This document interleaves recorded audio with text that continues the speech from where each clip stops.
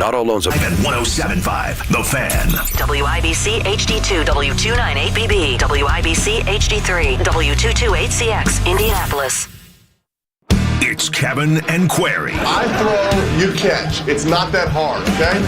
All right, get the out of here. I'm going to talk a lot about drills and fundamentals. Watch it, watch it, watch it, watch it! On 93.5 Watch it! and 107.5. Boom, baby! The Fan.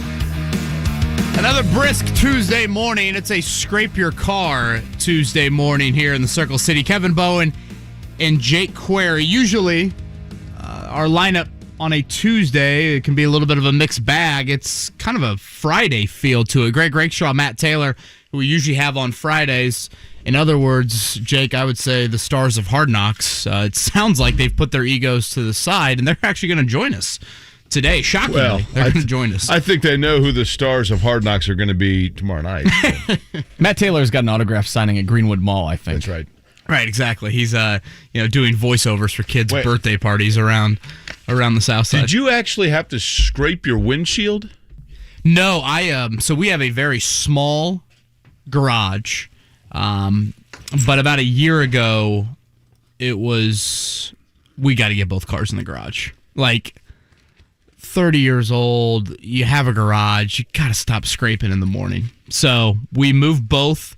Very tight squeeze. We are both in the garage, but driving down Central and Capitol, every car had to be scraped. Really? Did you not notice that? Well, I warmed my car up, granted, but... I saw people out there scraping. Really? Yeah, I scraped mine this morning. Yeah. It's cold. Don't you just turn on the defroster as opposed to... Well, yeah, but see, I don't give myself much wiggle room for leaving. And if so you I don't was have like, an I got to do this starter, so I can see what I'm doing. Okay.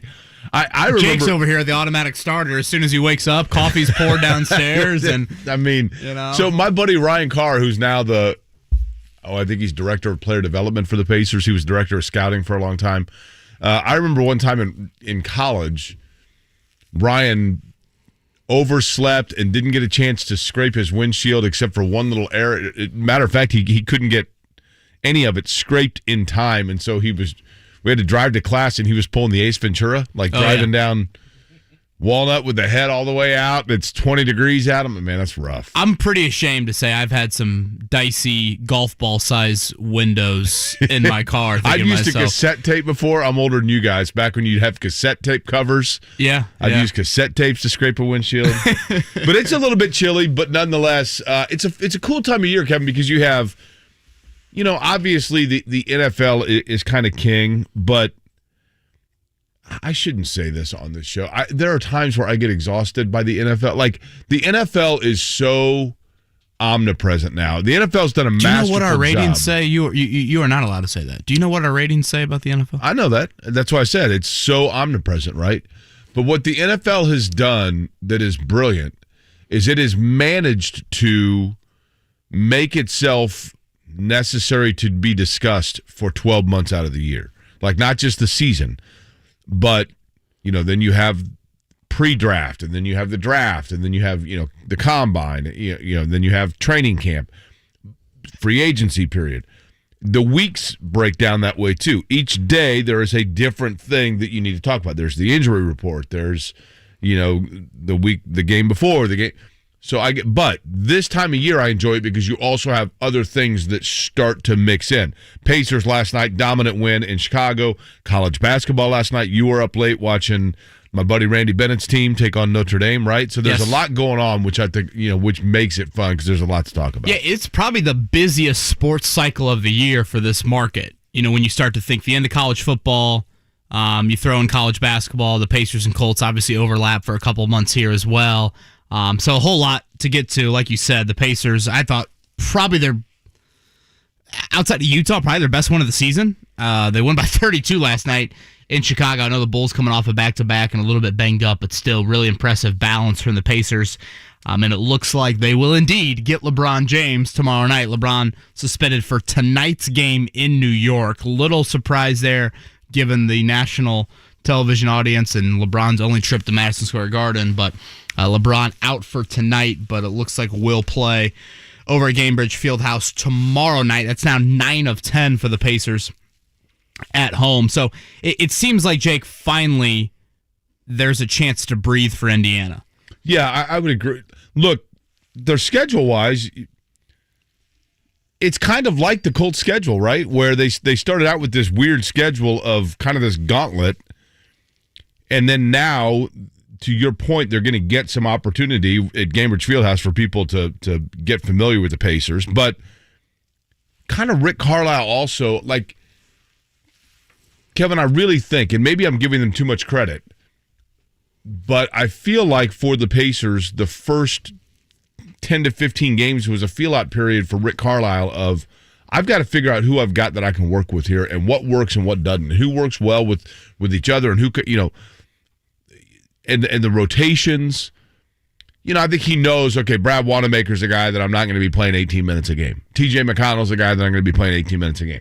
Jeremy Lamb, Keelan Martin has kind of moved in front of Jeremy Lamb, which is curious to me because Jeremy Lamb, he can score, but he doesn't guard well.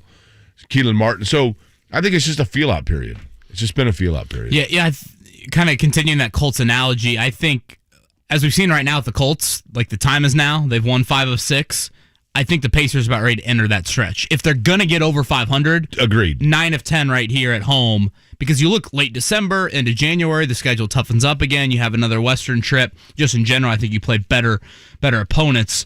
So I think this is a critical kind of 2-3 weeks right here for the Pacers, given their health as well. Clearly the healthiest they have been all season. So they're now 8-11 on the year. Kristen Airy going to join us at 8 o'clock to chat about that. I do want to get into... we didn't talk a whole lot about Jonathan Taylor and kind of the MVP talk from yesterday, Jake. I feel like the Colts, well, I shouldn't even say I feel like they have changed their tune in the usage of Jonathan Taylor. Like all of a sudden, there's been this epiphany, I think, inside that organization. And hell, I think we saw it on Hard Knocks the other night. If you look at that Hard Knocks episode, a lot of people saw the scene between Chris Ballard and Scotty Montgomery, the running backs coach, where they're literally gushing over Jonathan Taylor in this meeting room, just like in awe of what he can do, and he's one block away from always breaking it, and Scotty Montgomery's like, he's the best running back that I think I've ever been around. He's better than I thought he would be. And it was almost like, I know there's a lot of debate in this town, did Ryan Grigson force Chuck Pagano to play Trent Richardson? In a very indirect way, it was Chris Ballard going to Scotty Montgomery saying, dude, you control running back playing time.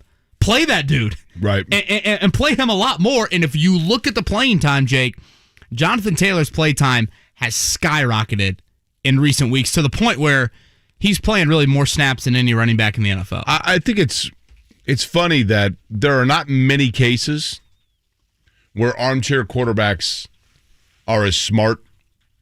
In fact, there are very few cases where the armchair quarterbacks are as dialed in as people who are paid professionally to understand and navigate through the game of football. But this is one of them. Because everybody was like, give this guy the ball. Yeah. Like, I think sometimes in any line of work, in anything that you do, I think by human nature, there are people who outthink the most simplistic. They get too creative of convincing themselves that they need to go outside the box when the answer for them is sitting right there in front of them.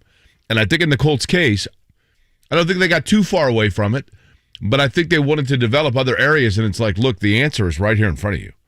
I mean, their offense, and look, one game does not a season make, nor does it even a trend make, but I think we can see that Jonathan Taylor clearly is the bell cow that's the term we used yesterday, right?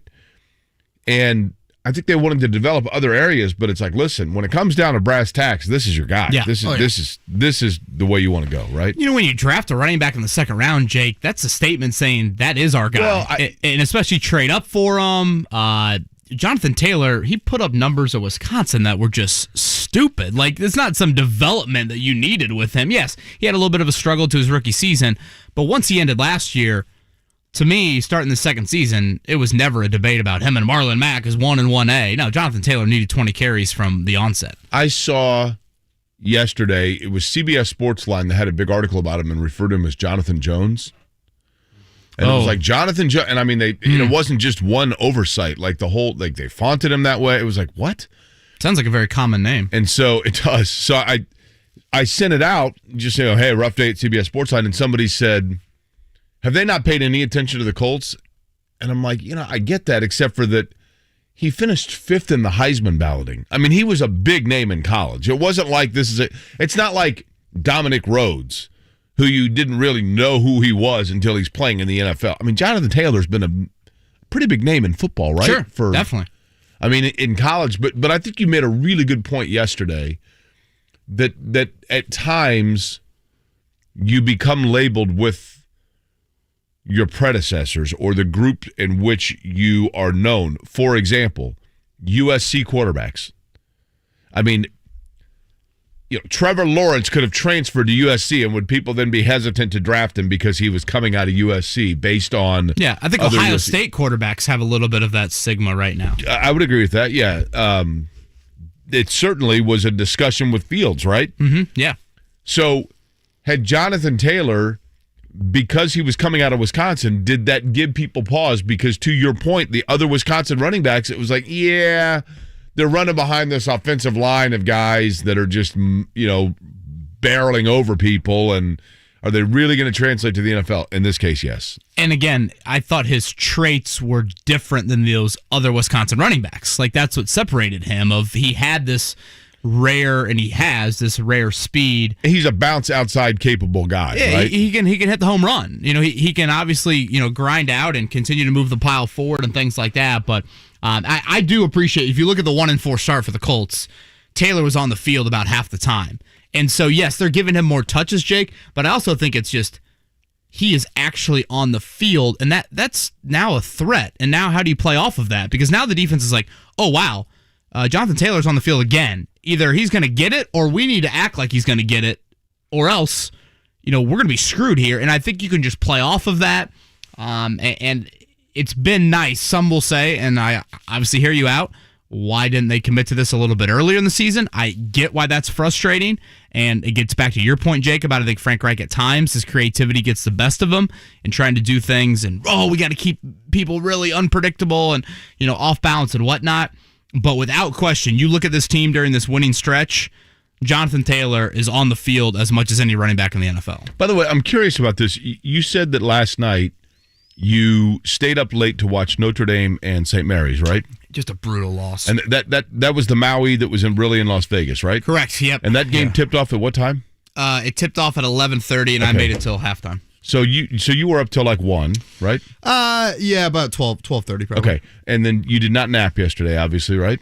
I tried to and didn't. Okay. So you got a little bit of sleep, but here's the thing. We are now old partners here. We've worked together almost 10 days. So one thing I've noticed is I typically... think it's more than 10 days. 2 weeks, right? Something like that. You typically wear a hat. Right.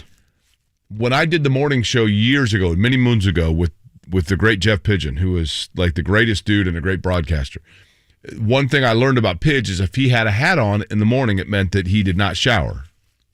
So you're not wearing a hat today. So on the day when theoretically would be the one that you would have like slept in and punted on the shower and just thrown a hat on, you look like you took a shower this morning. Did you have to wake yourself up? Well, thank you for that. I was getting nervous there for a second, being like you were going to look at me and say, it doesn't look like you've showered and you aren't wearing a hat. Well, I'm just judging because it's the first time I've seen you without a hat on. Yeah, I did shower this morning. I'm actually going to my high school after the show to speak to one of my old classes. So I figured it'd probably be good for the, that's cathedral, right? Sanity of the and this high is school what students. Class? One of my English, I was about to say professors, teachers would probably be the proper term. I believe it's a public speaking class. I don't know if I'll have much to share, but yeah. Okay, so back there ironically enough, I'm usually the one that showered. I'm wearing a hat today because I did not shower. Slept in late, grabbed a hat, took off. But I am also terrified. Number one fear in life for me, public speaking. Yeah. Terrified of it. I think, you and I have had this conversation before. I gave the best man speech for my brother's wedding I guess technically they got married during COVID, and then they had their non-COVID reception a few months ago. But like people are like, oh, you do this for a living, you'll be great. I'm like, I'm freaking nervous. Like, I don't talk terrible. about my brother and like get emotional in front of 200 people. Like, that's nothing. Like, It's the worst. talking about the Colts or talking about the Pacers or whatnot. Your brother's older than you or younger than you? Older, 5.5 years older. And you have how many siblings? Just him. Just the two of you? Yep. Mm-hmm. Okay. Yeah. Have you ever done best man speech? You got what? Two sisters? I have two older sisters. I'm the youngest of three. I have been a best man, I think, 4 times, and I've been in 11 or 12 weddings. Yeah. And nerves before those speeches? Yeah, I don't like public speaking. Yeah. I mean, those things are a little different because it's people I know. Right. But like when I've got an MC an event, no bueno. Yeah. I really need to be like coaxed down the path to talk. I swear I thought you said coked up, and I'm like, yeah, listen, Oh, boy. Yeah. this is Strong move at a wedding. Yeah. Strawberry and Gooden here. I mean, come Here on. comes Kevin Bowen into the school, and he's got a duffel bag. what is going on there? Santa's come early here. So you're speaking today at Cathedral High School, your alma mater, and you're going to talk to the kids about public speaking, right? Yes, and that's why I showered. Okay. Fair enough. And Notre Dame lost a brutal one last night. Were they in the game? I mean, was it a close game? Yeah, it was a tremendous game. The first half was great, and my brother texted me in the morning because I didn't stay up for the second half. He said, I think 3 points was the biggest lead one way or the other. So Butler never in it, Notre Dame somewhat in it, and both of them lose in the Maui Invitation. Coming up on the program this morning, by the way, as Kevin had mentioned, 8 o'clock, Chris Denary going to join us just about 44 minutes from now, talk about the Pacers. Last night, big win over the Chicago Bulls. Never in question, really. They got out to a big lead and just continued to grow it. And the Bulls, by the way, not necessarily the Bulls of the last few years, off to a 12-5 start until last night. So a good win for Indiana. And then as well, coming up on the program, Greg Rakestraw at 8:30. Big weekend in high school football. 9 o'clock, Matt Taylor joins us. I'm curious, Kevin, this weekend, with all the high school football that's taking place and everything that's going on downtown and the Circle of Lights and everything. And by the way, I don't know if you know this or not, the Circle of Lights down here, right now, all strung up, right? Yeah, huh? The local IBEW or IBFW? IBFW, right? IBEW? Local 480? Is that which one it is? They string all the lights up, and then the whole thing becomes electric because, of course, they flip the switch, right? And I don't know if you know, but they are skilled on principle and union by choice. But those guys and gals that had this thing strung, like they did it in like an hour one day. IBEW. IBEW. Just to clarify. My yes. apologies. But they are, in fact, skilled on principle and union by choice. They're going to light up the city. My question is, can we park here in the building on Friday? Yeah. Yeah. Does it fill up, though? A little bit, but you can find a spot. I mean, hell, Jake, after Wednesday night, they're going to have the red carpet out for you after Hard Knocks. That is an excellent point. They might let you park next to Peyton's statue there. That's an excellent They're going to point. let you plug in the lights. Yeah, exactly. I'm going to be the one that won the coloring contest and flipped the switch. He's banging the anvil. He's shooting the half-court shot. What else is he doing for us? I'll tell you the other thing he's doing is coming up next, he's participating in the Big O Tire Sports Center update in a few minutes.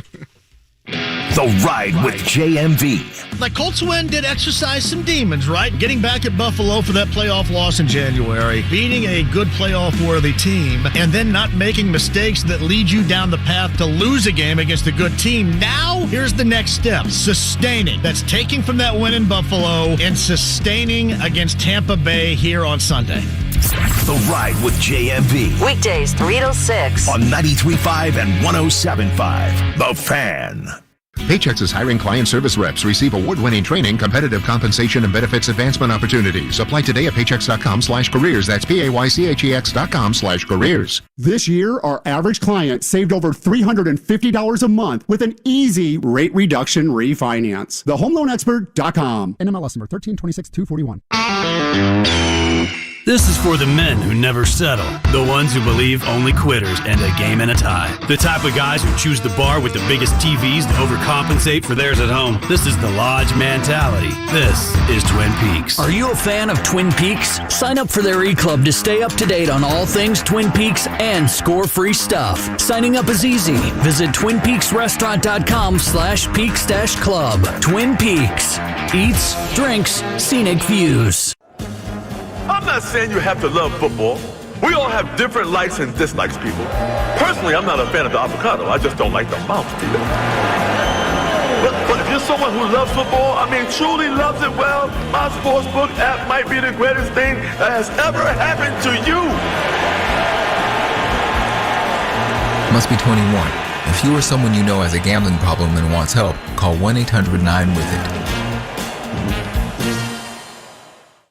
Here's what's happening with the Fan. It's a special Wednesday edition of Bud Light Blue Friday this week at Brothers in Broad Ripple. Drink ice-cold Bud Light and sign up for your chance to win Colts tickets as JMV broadcast live. Bud Light, brewed for the Colts and their fans. Join JMV at World of Beer downtown this Tuesday as he looks ahead to the Colts game and gives you the chance to win Pacers versus Lakers tickets on Wednesday night. For more info, click on 1075thefan.com. There has never been a better time to work at Amazon. They are offering sign-on bonuses up to $3,000 and pay up to $24.50 per hour. Many jobs come with great benefits that start on your first day, and Amazon offers a variety of paths for career growth. They have flexible shifts and schedules, and you can start in as little as 7 days, so you'll be earning extra income just in time for the holidays. Go to Amazon.com/apply to get started today. Amazon is proud to be an equal opportunity employer. Joint pain relief doesn't have to mean drugs and surgery. Now there's a better alternative that patients are raving about.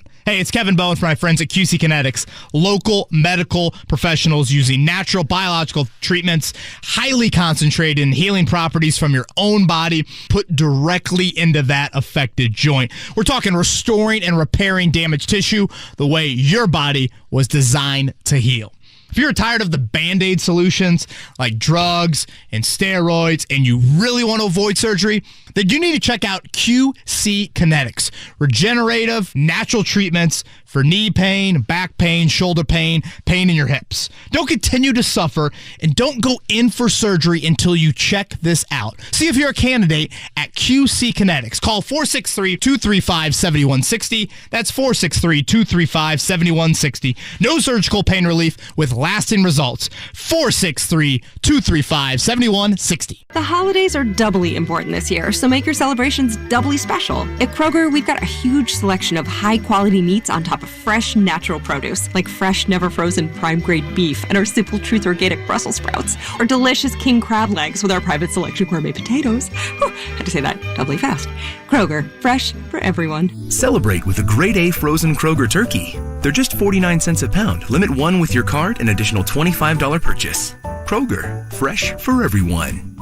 Spectrum Mobile is reinventing wireless again. Get unlimited on 2+ lines for $29.99 a month per line. No contracts, no added taxes or fees. Includes nationwide 5G. Save up to 60% with Spectrum Mobile. Get unlimited on 2+ lines for $29.99 a month. Call 855-438-2999 or visit a store near you. Offer valid for new customers on 2+ unlimited lines. Spectrum Internet required. Savings based on 2-line comparison of unlimited plans among major national carriers as of 9/20/21. Prepaid excluded. Restrictions apply.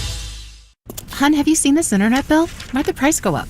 I don't know. Did you change anything? No. Did you? You switched us to those fancy coffee beans. Maybe you're on a roll, making everything more expensive. Did you suddenly inherit money you didn't tell me about? Whoa. If your internet bill is giving you trust issues, you're not a bad partner. You just need a straightforward price. Maybe we switch to decaf. Get AT&T Fiber. Equipment fees are included, and with no price increase at 12 months, there are no surprises. Limited availability in select areas. Visit att.com/faster. You've been lied to by corrupt Washington politicians and the Wall Street propaganda machine. Hi, I'm Inc. magazine best-selling author Brett Kitchen, and I want to give you a free copy of my brand new book, Wealth Beyond Wall Street, because we all know another market crash could be right around the corner. After losing 35% in my IRA in the crash years ago, I said enough, and since then I discovered a way to grow money potentially double digits, reduce taxes dramatically, and also have my money protected when the next stock market crash hits. When the next market crash hits, you lose nothing. Call Wealth Beyond Wall Street now to get your free copy and talk with a specialist to discover this little-known strategy to get potential double-digit growth during good years and never lose when the next stock market crash hits, all while building a tax-advantaged retirement. Call 800-503-2828 to discover this asset that people like Walt Disney and JCPenney use to grow wealthy. Plus, get one of just 97 free books left. We even cover shipping and handling, no credit card required. Call 1-800-503-2828. 1-800-503-2828. That's 1-800-503-2828. The Sports Center update on 93.5 and 107.5 The Fan is presented by Big O Tires, the team you trust. It'll be the defending Super Bowl champs inside of Lucas Oil Stadium on Sunday, 1 o'clock. last night 30-10. The Bucs beat the Giants. Tom Brady 307 passing yards.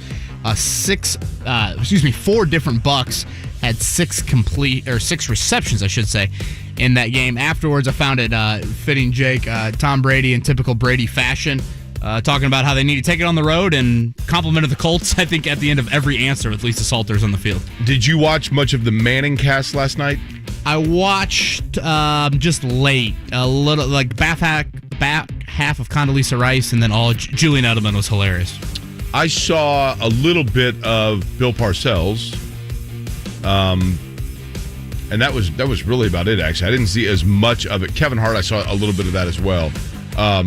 It is interesting to me that, because I think the Manning cast is really, really good, obviously, but the question is, has it yet fell into, like, the realm of normalcy where it's like, oh yeah, I forgot that's on, or is it still appointment viewing to most people? I think it's still appointment viewing. I'm not going to lie, I wanted to learn a little bit more about the Bucs and the season they're having, so I wanted to watch the other telecast last night. But again, I'm very much in the minority, I would assume, with that. I did think last night was kind of their most, I don't know, maybe not necessarily appointment guest viewing. I mean, nothing against Kevin Hart and Condoleezza Rice and people like that, but it wasn't a LeBron or a Brady or somebody like that. It was one of their weaker guest lists. It was. Yeah. Even Parcells, I mean, he's a legend, right? But he's not like an overly gregarious personality. No. By the way, I determined this, and it's taken me a long time to figure this out. Tom Brady, you know who he looks like to me? It's taken a long time to figure this out. He looks like Michael Myers from the Halloween movies now, because his hair is... He's doing something with his hair, and it's like, I don't know if he's doing plugs or what, but he's got the straight up hair. Boy, and then Tom Brady's doing plugs. His face. That's quite the thing to throw out. He's had there. like a lot of Botox, so his face is just very like. Has he? Oh, he's had some work done. Mark, you're looking at me like I'm crazy. You don't think Tom Brady's had work done? I mean, I just think he's an extremely good-looking dude. He's a good-looking guy, but Kevin, he's 44 years old, and his face has not a wrinkle on it, and he can't. It's tequila avocado. He's never eaten a strawberry before. Yeah, that's why. TB12 method, baby. Listen.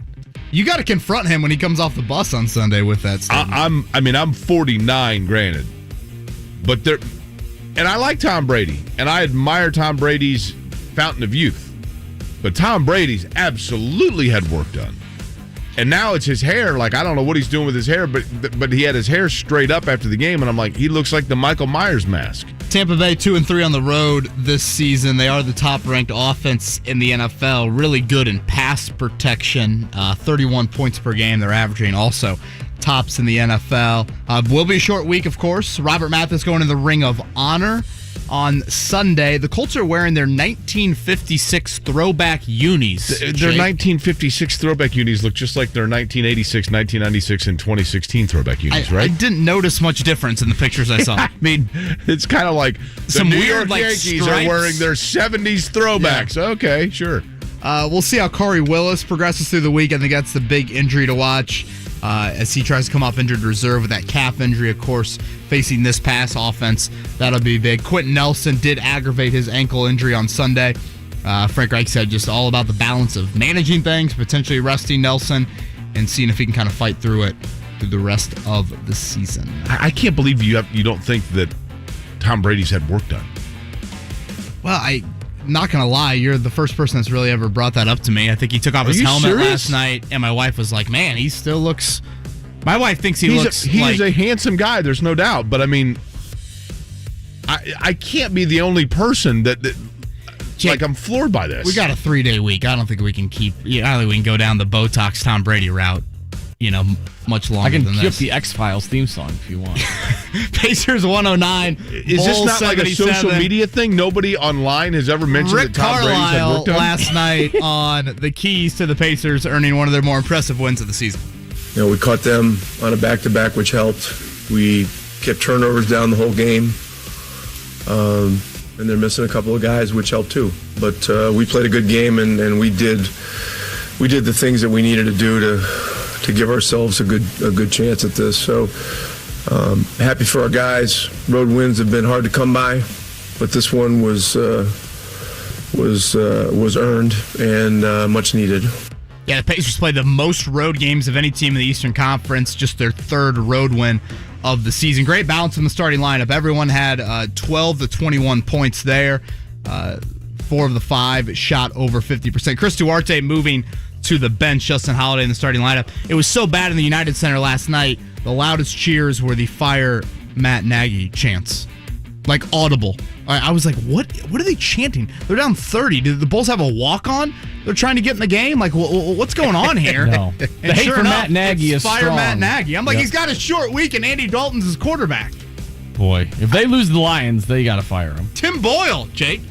That photo doesn't look like Botox to you? Does Tim Boyle have Botox? No, Tim Boyle is probably too young to have Botox, right? I don't know. How old is Tim Boyle? Well, let's get his Eastern He's probably Kentucky got bio He's on. probably so... He's 26, 25? We got college 27. College football rankings announced tonight. Locally, the Bucket game, 3:30 kick. Indiana's lost 7 in a row this season. That's tied for the second longest losing streak in college football. Purdue going for their first 8-win season in over a decade. Probably the last home game, you would think, for David Bell, George Karlaftis. Incredible careers for both of those two in West Lafayette. I mean, Jeff Braun basically said on this show that he anticipates this is it for David Bell, right? Right. Yeah, I assume this is it for both of them. Purdue, a 15-point favorite in the Bucket game. Notre Dame's got Stanford on Saturday night. College basketball, Purdue climbs to number 3 in the polls. They've got Nebraska Omaha on Friday. Oh, that's Peyton Manning's favorite team. He's a huge fan. IU's got Jackson State tonight, Jake. Jackson State is winless. They lost to California Baptist by 13 points. Can you name the nickname for California Baptist? That's an excellent question. Love this. Let me ask you this real quick before the music runs out. By the way, I don't know the nickname. I just figured you'd have some witty comment and that could... I mean, I was going to go with like the Deacons, but I don't know if pardon my theological naivete here. Are Deacons Baptist? I don't know if they are. Boy, that could really get the phone lines going early on this morning. California Baptist, I'm going to say, are the Pumas. Mark, will you look that up? Butler You got to find the school's website first. Loses to Houston 70-52. Jake, they were down 17-0 to start the game, Butler. Offensive challenges abundant, and you do that against a Kelvin Sampson team, and you might as well not even show up. Bolden had 16 for Butler, Ty Gross with 10, but the Dogs now 3-2, and it's not going to be easy sledding in the Big East either. So, and this is a veteran team for Butler, but I think it was Jason Hammer when I was home with him on Wish TV on Sunday night that made a good point. He's like, look, everybody talks about how they're the most experienced team in college basketball. They didn't win a lot last year. No. That's a good point. Texas A&M today at 2:30 for Butler in that Maui Invitational in Las Vegas. Notre Dame lost to St. Mary's, so they also fall to the loser's side of the bracket. We'll have Greg Rakestraw on in about an hour to talk state finals. Again, those matchups and the team I list first, these are the home teams, which means they will wear their dark-colored jerseys on Friday and Saturday. Center Grove, Westfield, 6A. Cathedral, Zionsville, 5A. Northridge, Mount Vernon, 4A. Gibson, Southern, and Buff, 3A. Mater Dei, Andrean. So 2 ends of the state there in 2A. And Lutheran against Adams Central in the 1A game. Again, odds on Friday, evens on Saturday. Okay, again, now Mark has tweeted out the question of whether or not Tom Brady has had work done. I'm quite frankly stunned that this is even like a question. Well, I also feel like in this market, it's a bit of a skewed audience, too, with that answer. I know, but like nationally speaking, this has been like a topic of debate and discussion, right? I got nothing but great respect like for on Tom what? Brady On Good Morning America? On The View? Yeah, yes. Like, yes. Do you watch The View? No, but do you not...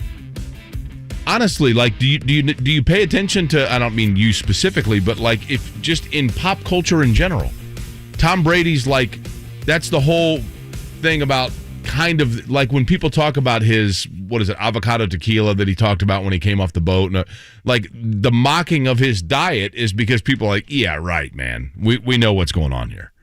That's why people have kind of like made fun or poked fun of his claims of this all natural diet because people are like, yeah, that's all well and good, but like, did you see the picture of he and Tony Dungy at the beginning of the year where people are like, he can't even move his face? Like, he looks like Well, he moved a it Ken doll. pretty good last night. Hell, he scrambled for a first down at one point. Understood. He's a great player, no doubt about it. Now, but I know he's Botox to footballs. I don't know about Botox to his face. that is true, yeah. I'm telling you, like, somebody send me a tweet. Okay, at Jake Query is my Twitter, JakeQuery. Brian Shell says Jake is right. Brady is a Ken doll. Yeah.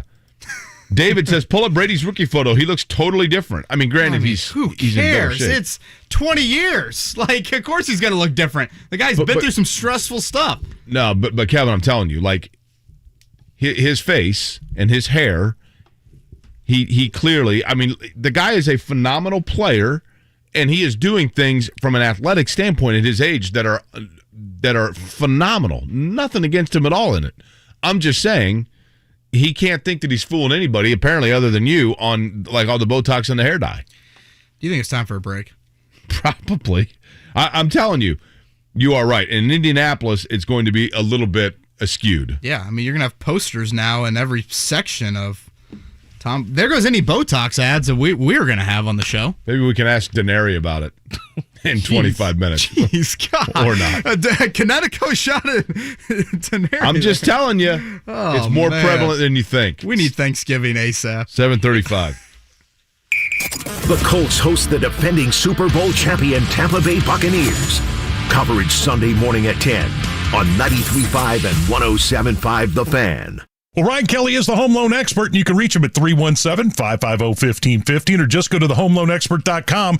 And, Ryan, there are a lot of Hoosier families out there right now worried about money. You offer a cash-out refinance option that can help take those worries away. Absolutely. And I got to tell you, Big Joe, it's probably one of our most popular loans right now. Sure, we're doing a lot of purchases and helping people get into the home of their dreams. And we're doing a lot of those easy rate and term refinances where we just go in and lower your interest rate. But I mean it when I tell you, probably the most popular loan we're doing right now is that cash out refinance. And why wouldn't it be? Think about it. Mortgage interest rates are sitting near these 50-year lows, and we're locking loans in the low 2% range. And home values are skyrocketing, which means you have a ton of equity just sitting there. Apply for an easy cash out refinance. Pay off those high interest rate credit cards. Make those home improvement projects a reality, or just stick some cash in the bank. Apply today at thehomeloanexpert.com. Thanks, Big Joe. A new season, a new QB, a new look. Football is back. And so are Bud Light Blue Fridays. Every week, join JMV beginning at 3 for cold Bud Lights, Colts football talk, and your chance to win tickets to Colts games. Hey, JMV, join me for a special Blue Wednesday at Brothers and Broad Ripple for your chance at Buccaneers tickets. JMV, Bud Light, and you. Doing it for the shoe. I'll see you Wednesday at Brothers and Broad Ripple. Nothing says Happy Turkey Day like BetMGM. That is the king of sportsbooks, and they welcome you with a special offer on Thanksgiving weekend football. Simply place a $10 moneyline wager on any pro or college game, and if any team scores a touchdown in any Thanksgiving weekend game, you'll win $200 in free bets, regardless of your bet's outcome. Just use the bonus code THEFAN200, that's all one word, capital T, capital F, when you make your first bet. Feast on the football action with live betting and boosted odds specials all weekend long at BetMGM. Download the BetMGM app today. Visit BetMGM.com for terms and conditions. 21 years of age or older to wager. Indiana only. New customer offer. All promotions are subject to qualification and eligibility requirements. Rewards issued as non-withdrawable free bets or site credit. Free bets expire 7 days from issuance. If you or someone you know has a gambling problem and wants help, call 1-800-9-WITH-IT. This holiday at Metro by T-Mobile, the big 5G upgrade just got better because now Metro has the largest selection of free 5G phones in prepaid, like the Samsung Galaxy 5G. And Metro gives you one line of unlimited 5G data for just $25 a month, with 5G included at no extra cost. So you'll be able to stream, snap, upload, and share the holiday cheer all season. Ring in the holidays with the big 5G upgrade from Metro. Get unlimited 5G and a brand new 5G phone when you switch and trade in. More choices on free 5G phones, more savings, and more 5G coverage at no extra cost. All with the power of the T-Mobile 5G network. That's how you get more for the holidays. Only at Metro. After 24 months, $25 price may increase. Limited time in store only. No tethering. Unlimited on network only. Required port from eligible carrier of congested data users greater than 35 gigabytes per month. Notice lower speeds, and Metro customers notice lower speeds versus T-Mobile due to deprioritization. Video at 480p. See store for details. Looking for the perfect holiday gift? Shane Company has the largest selection of fine jewelry available now and ready to go. While retail jewelers are running low or completely out of stock, you can rely on your friend in the jewelry business. My grandfather started sourcing diamonds overseas in 1929. Because we pay cash at the source and work with partners we've had for generations, we have more unique fine jewelry on hand to choose from than anywhere else, whatever your budget. Our gemstones are natural, selected for their beauty, and our jewelry is crafted to our superior standards, which is why we're able to offer a free lifetime warranty. Visit our store or check out our online gift guide. Shipping is fast and free. Knock it out of the park with a gift that'll light up the holidays. Now you have a friend in the jewelry business. Shane Company and ShaneCo.com. At Huntington, we've been asking ourselves, is it possible to lend money at zero interest? And it totally is. Introducing Standby Cash. When you need extra cash, you can qualify for between $100 and $1,000 at Huntington, and it's free when you autopay us back across 3 months. Why would a bank do that? Just to look out for people. That's how we reinvent banking. Huntington, welcome. Without automatic payments, 12% APR. Eligibility requirements apply. Amount available is based on customer eligibility. Learn more at huntington.com/standbycash. Hi, welcome to IKEA. Hi, I'm hosting the holidays at my house this year, and I'm looking for something green. We've got tons of ways to help you save water, lower your electricity bill, or reduce waste to help you live more sustainably this holiday season. Oh, I was thinking more like green, like a chartreuse or like holly. Ah, well, we have those too. You know what? I'll check out that green stuff first. This year at IKEA, Black Friday is going green. Check out IKEA Green Friday at your local IKEA store or IKEA-USA.com/Green Friday. The nonstop action of tennis takes center court at Bet Rivers Sportsbook. Bet Rivers serves up an exciting tennis betting experience like no other, with a massive number of live in-game betting options, including point-by-point betting. But don't just bet on the game live. Watch it live. Bet Rivers Sportsbook live streams a huge number of tour events from around the world throughout the tennis season. Try it today, and Bet Rivers will match your first deposit up to $250. It's a winner. Bet on tennis at Bet Rivers Sportsbook. Go now to BetRivers.com. Must be 21 or over to play. Gambling problem? Call 1-800-9-WITH-IT. 1-800-994-844.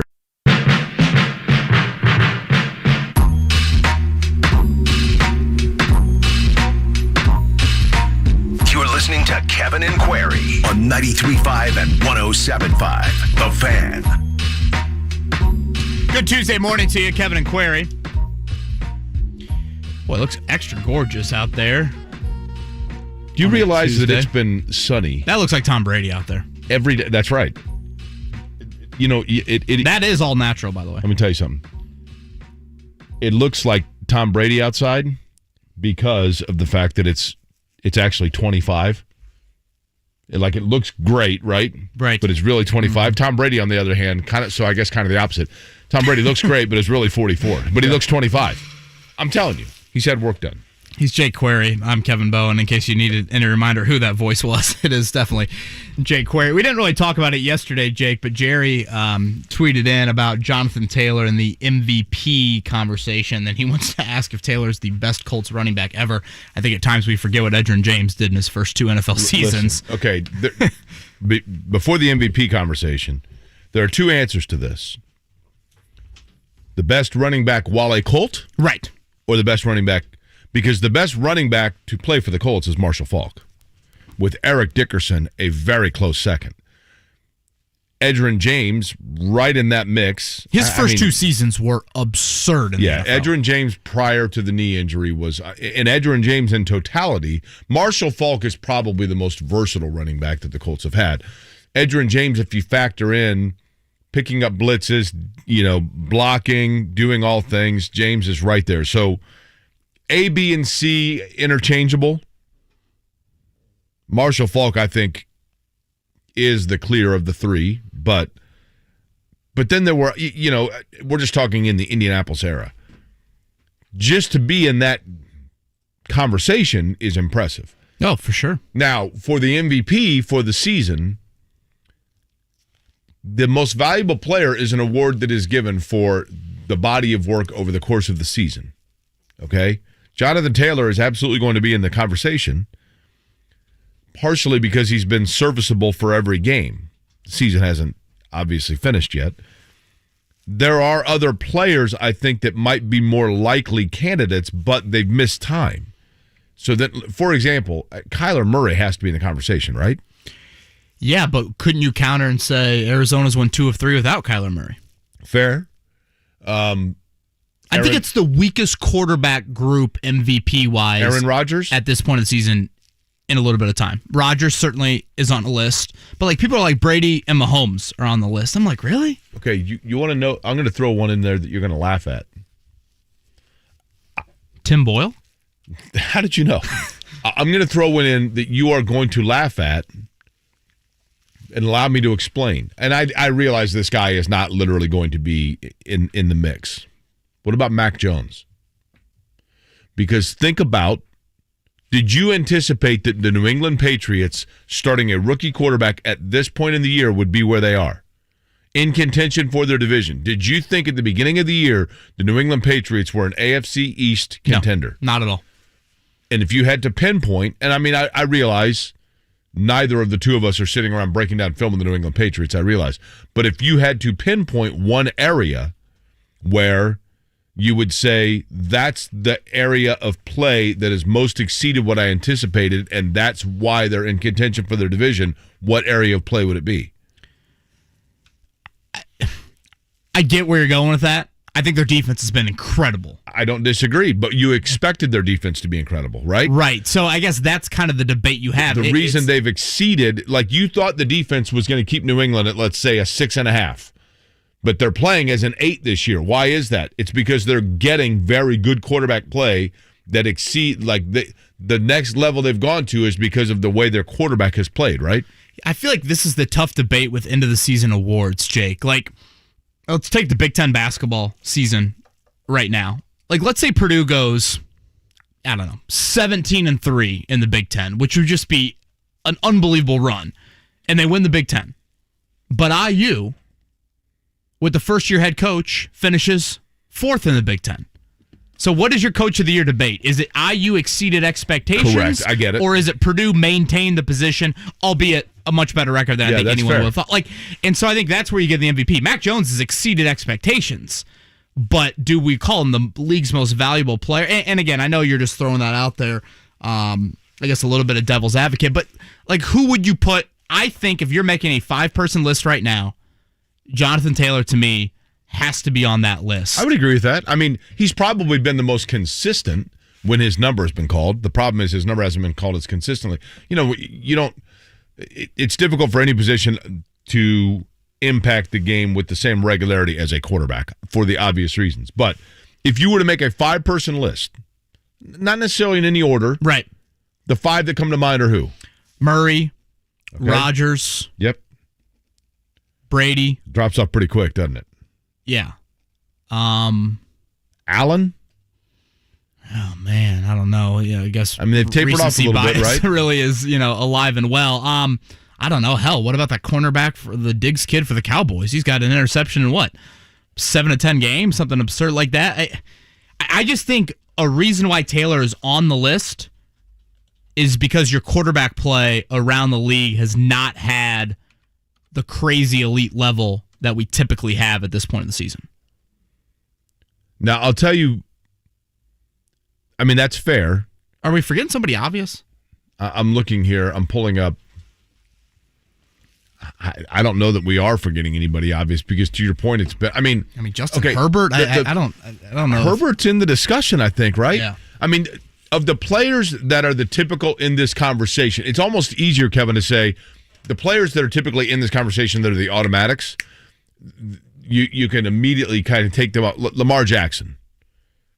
Baltimore's like, I think you said yesterday, the Ravens are one of those teams that, they're 7-3, and yet, like, every time you turn on their game, it's like they're going to lose, right? I mean, it feels like they're 3 and and they won without him yesterday or Sunday. Correct. And I don't think that's the end all be all. So I think he's dropped off a little bit, right?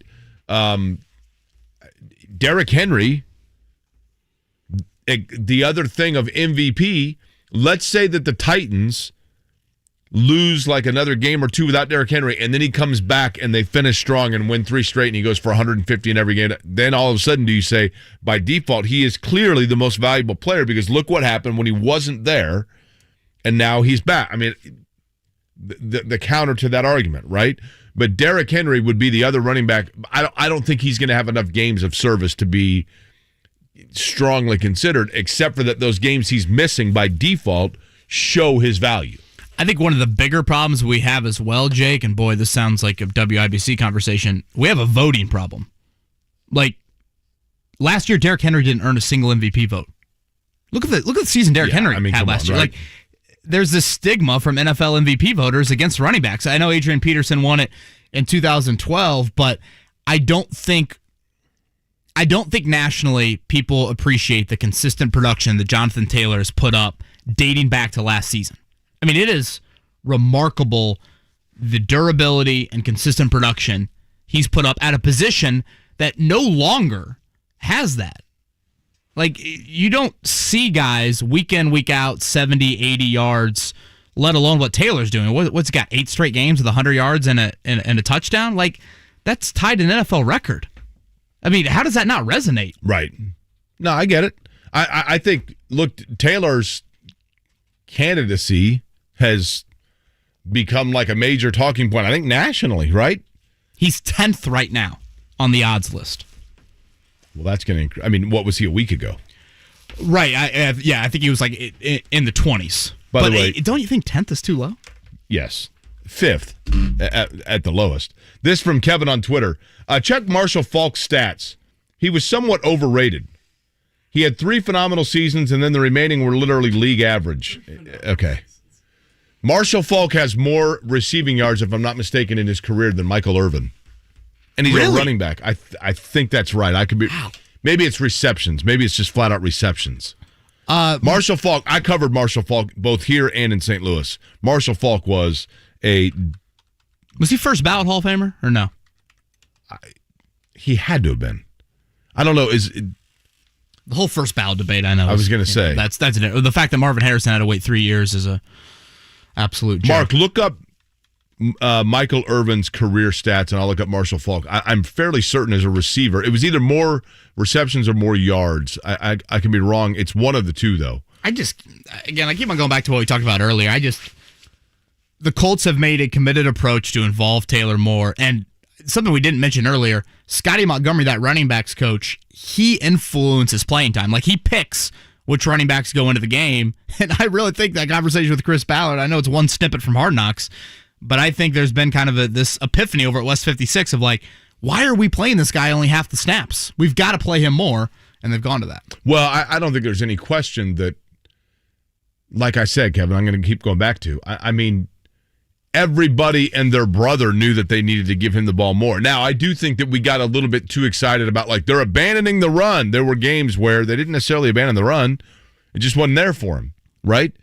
But it does seem like, but then again, Kevin, a 5-touchdown game like that is going to be more often than not. I mean, we're going to find that is the anomaly, no doubt about it. Like, we can't, people are now anticipating that this is going to be the norm, right? But, to be, and this goes to the Heisman, you got to have your Heisman moment. Like, Jonathan Taylor needed his moment to get on the stage. And now you're going to have a nationally televised game. Well, at least a lot of eyes, I should say, on the game this Sunday. That Patriots game, when it gets announced, that could be a Saturday game. Ton of eyes on that. You're going to be the only game on Christmas Day night against the Cardinals. He's going to have some chances as well. I think, they're going to have some flex games, right? Well, yes. You're going to have the Cardinals in prime time, without a doubt. I think the Patriots will be. That's not officially announced. So there's at least 2. And then maybe that Raiders game, that second to last game of the season. Mark, do you have the number of receiving yards in a career for Michael Irvin? 11,904. How many catches? 750. That's what it is. He had more catches than Michael Irvin. 767 catches in Marshall Faulk's career. He had 1,048 yards through the air in 1999. I mean, come on. Yeah, 3 seasons, it seems like. I mean, come on, right? I mean, Marshall Faulk, come on. And just in terms of he had 9 receiving touchdowns in 2001. He had 8 receiving touchdowns in 2000. I know Jeff Saturday didn't love, I think, that I brought up the Jim Irsay gold jacket Jonathan Taylor comment from yesterday. Correct. But if we put it in a 2-year window, Jake, Jonathan Taylor has had a Canton-like start to his NFL career. Oh, that's Again, fair. there's a long way to go. But what he is doing, especially with today's running backs, we're going to get to a point where we have to evaluate. I think this is true with NFL quarterbacks. The Eli Manning, Matthew Stafford debates, on numbers alone, they're Hall of Famers. But you got to start to evaluate running backs similar to quarterbacks in different lights because their usage is different. But it's also the biggest, and I don't think this is the case with Jonathan Taylor, but it is the position with the highest. What's the word I'm looking for here? The highest percentage of flash in the pan players. Yeah. Well, I thought you were going to go injury rate, but that too. But I mean, that's a factor in it, for right? sure. But Priest Holmes, there are guys that Larry Johnson that it's oh my goodness, this guy's the next Franco Harris. And after 2 years, what happened to that guy? You know what I mean? And I know you're not saying that, but given Jonathan Taylor's track record in college, you would think he would be the anomaly. Exception to it. I totally get it. Chris Denari going to join us at 8. Ladies and gentlemen, Jonathan Taylor. Carson Wentz giving off to Taylor. Touchdown! Jonathan Taylor, he's at the 10, makes a man miss. He's at the 5, cuts back, touchdown! Jonathan Taylor jumps over the pile. He's in there! Jonathan Taylor starts out left side, cuts up at the 5, stiff arms his way into the end zone! Carson Wentz, give off to Jonathan Taylor, stood up at the 1, falls forward. There's 5 of them! Number 5! Your home for Colts football is 93.5 and 107.5. The Fan. Presented for the people by Caesars Sportsbook. The Goblet has dropped. Download it. Must be 21 and up. Sports Center updates on the Fan are brought to you by Big O Tires. Black Friday savings are here. Buy 3, get 1 free on Mesa Tires. Save $100 instantly on Cooper Tires and $140 instantly on Michelin Tires. Big O Tires, the team you trust. Nothing says Happy Turkey Day like BetMGM. That is the king of sportsbooks, and they welcome you with a special offer on Thanksgiving weekend football. Simply place a $10 moneyline wager on any pro or college game, and if any team scores a touchdown in any Thanksgiving weekend game, you'll win $200 in free bets, regardless of your bet's outcome. Just use the bonus code THEFAN200, that's all one word, capital T, capital F, when you make your first bet. Feast on the football action with live betting and boosted odds specials all weekend long at BetMGM. Download the BetMGM app today. Visit BetMGM.com for terms and conditions. 21 years of age or older to wager. Indiana only. New customer offer.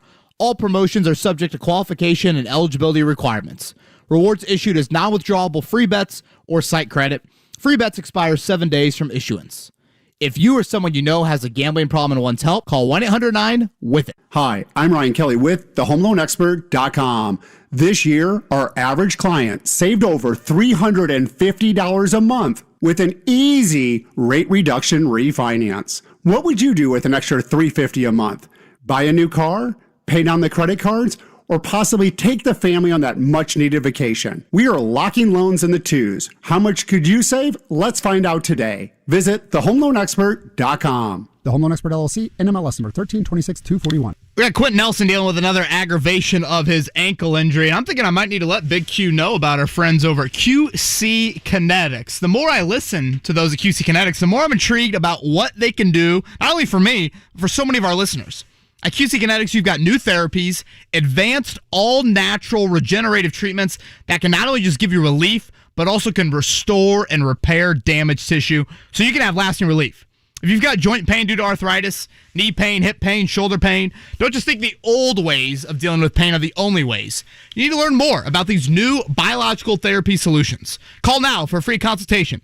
QC Kinetics, 463-235-7160. These remarkable new treatments increase mobility, decrease pain, and help restore tissue. They actually encourage your body to heal itself. So call now. Learn more about these new regenerative and revolutionary alternatives. Don't wait. Call today. QC Kinetics, 463-235-7160. That's 463-235-7160.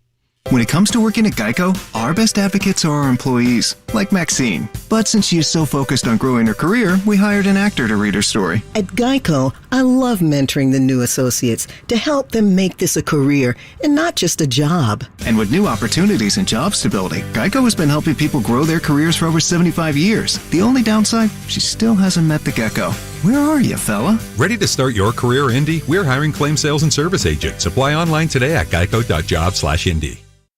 At Kroger, we know the holiday season is going to be special for everyone.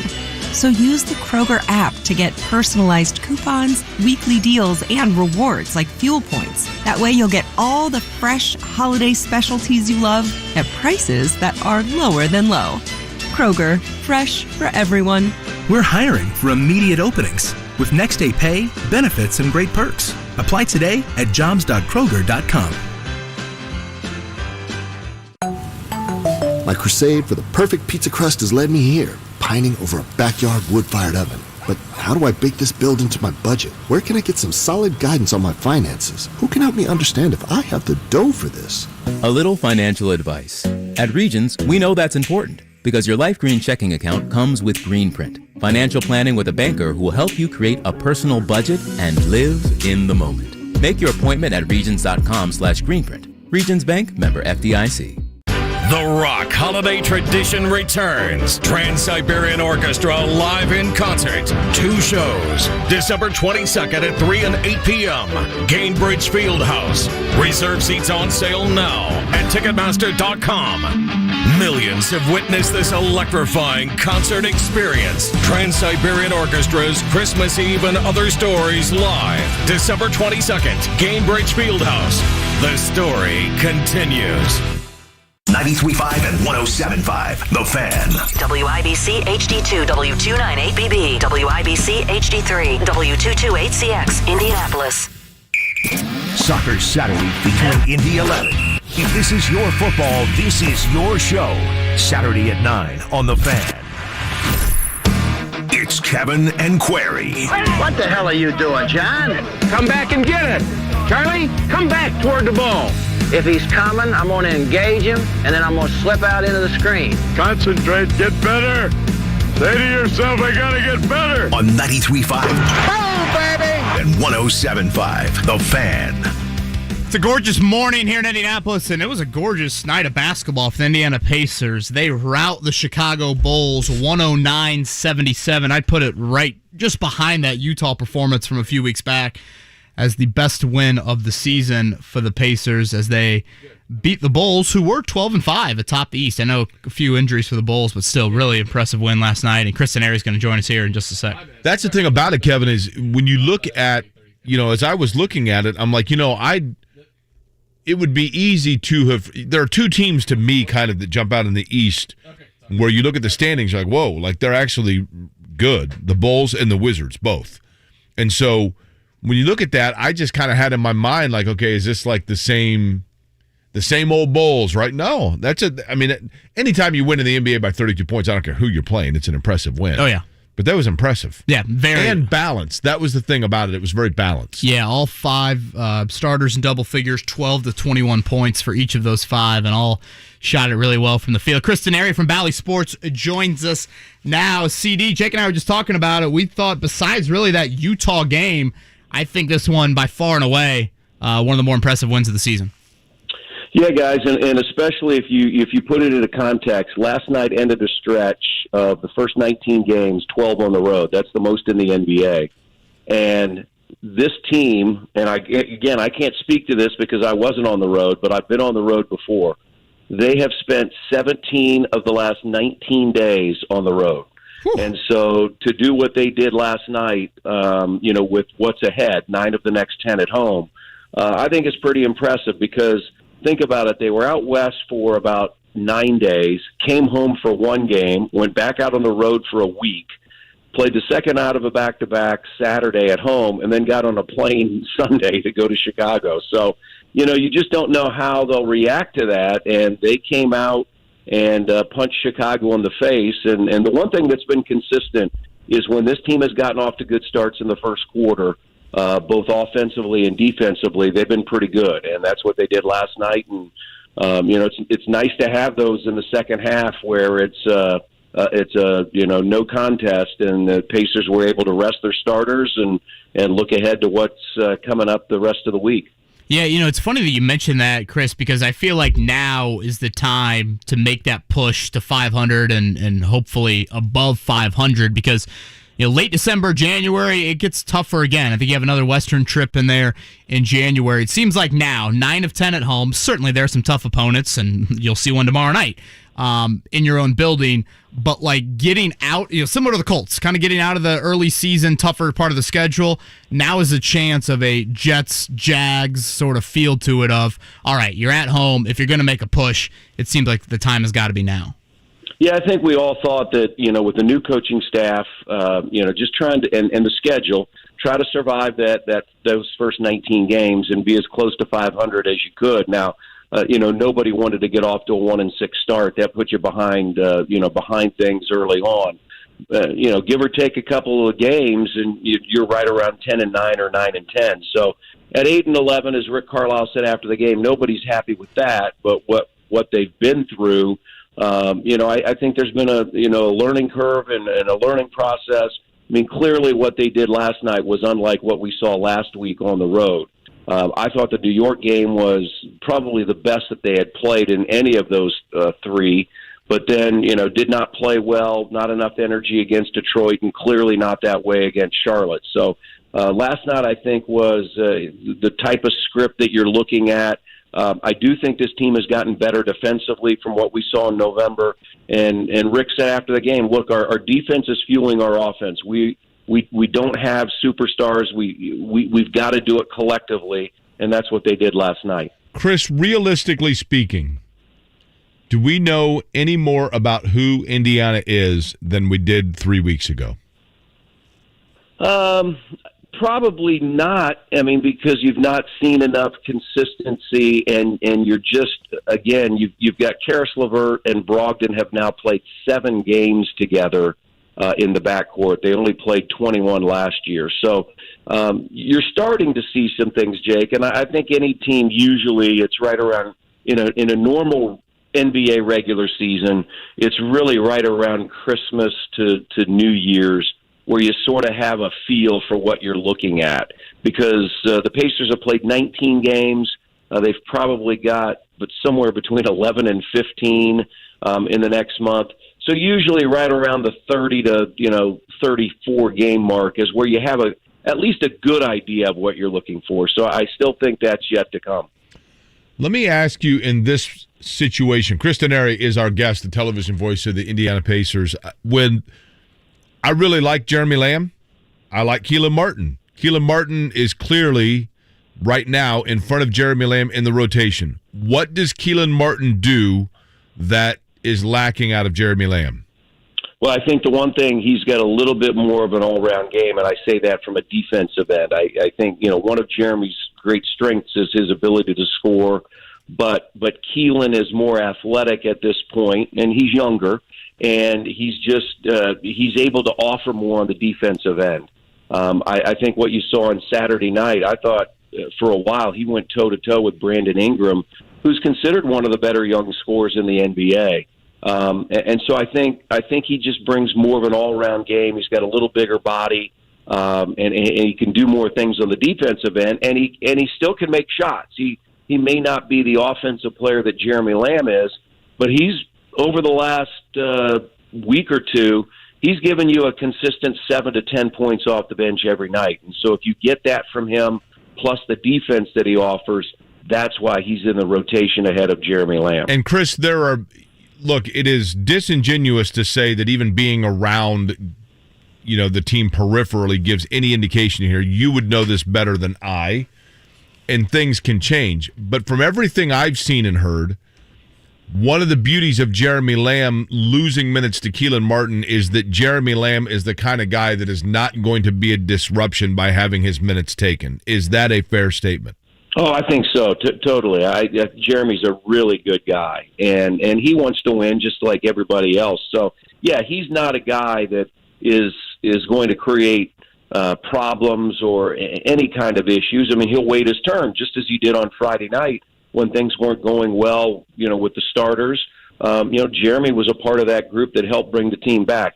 Everybody on that roster is going to be needed at some point during the year. And just because you go through a stretch of 4, 5, 6 games maybe where you don't play, there's going to be a time where your contribution is necessary. So, I don't think that's an issue at all, for what Jeremy is facing right now. Chris Denari, TV voice of the Pacers on Bally Sports, joins us here on the Payless Liquors hotline. Chris, seems like there's been a lot of debate about pace and how the Pacers should kind of balance that. I think starting lineup-wise, I don't think they're built really to play that fast. I don't look at Malcolm Brogdon as a guy that is pushing tempo like some other point guards maybe around the league.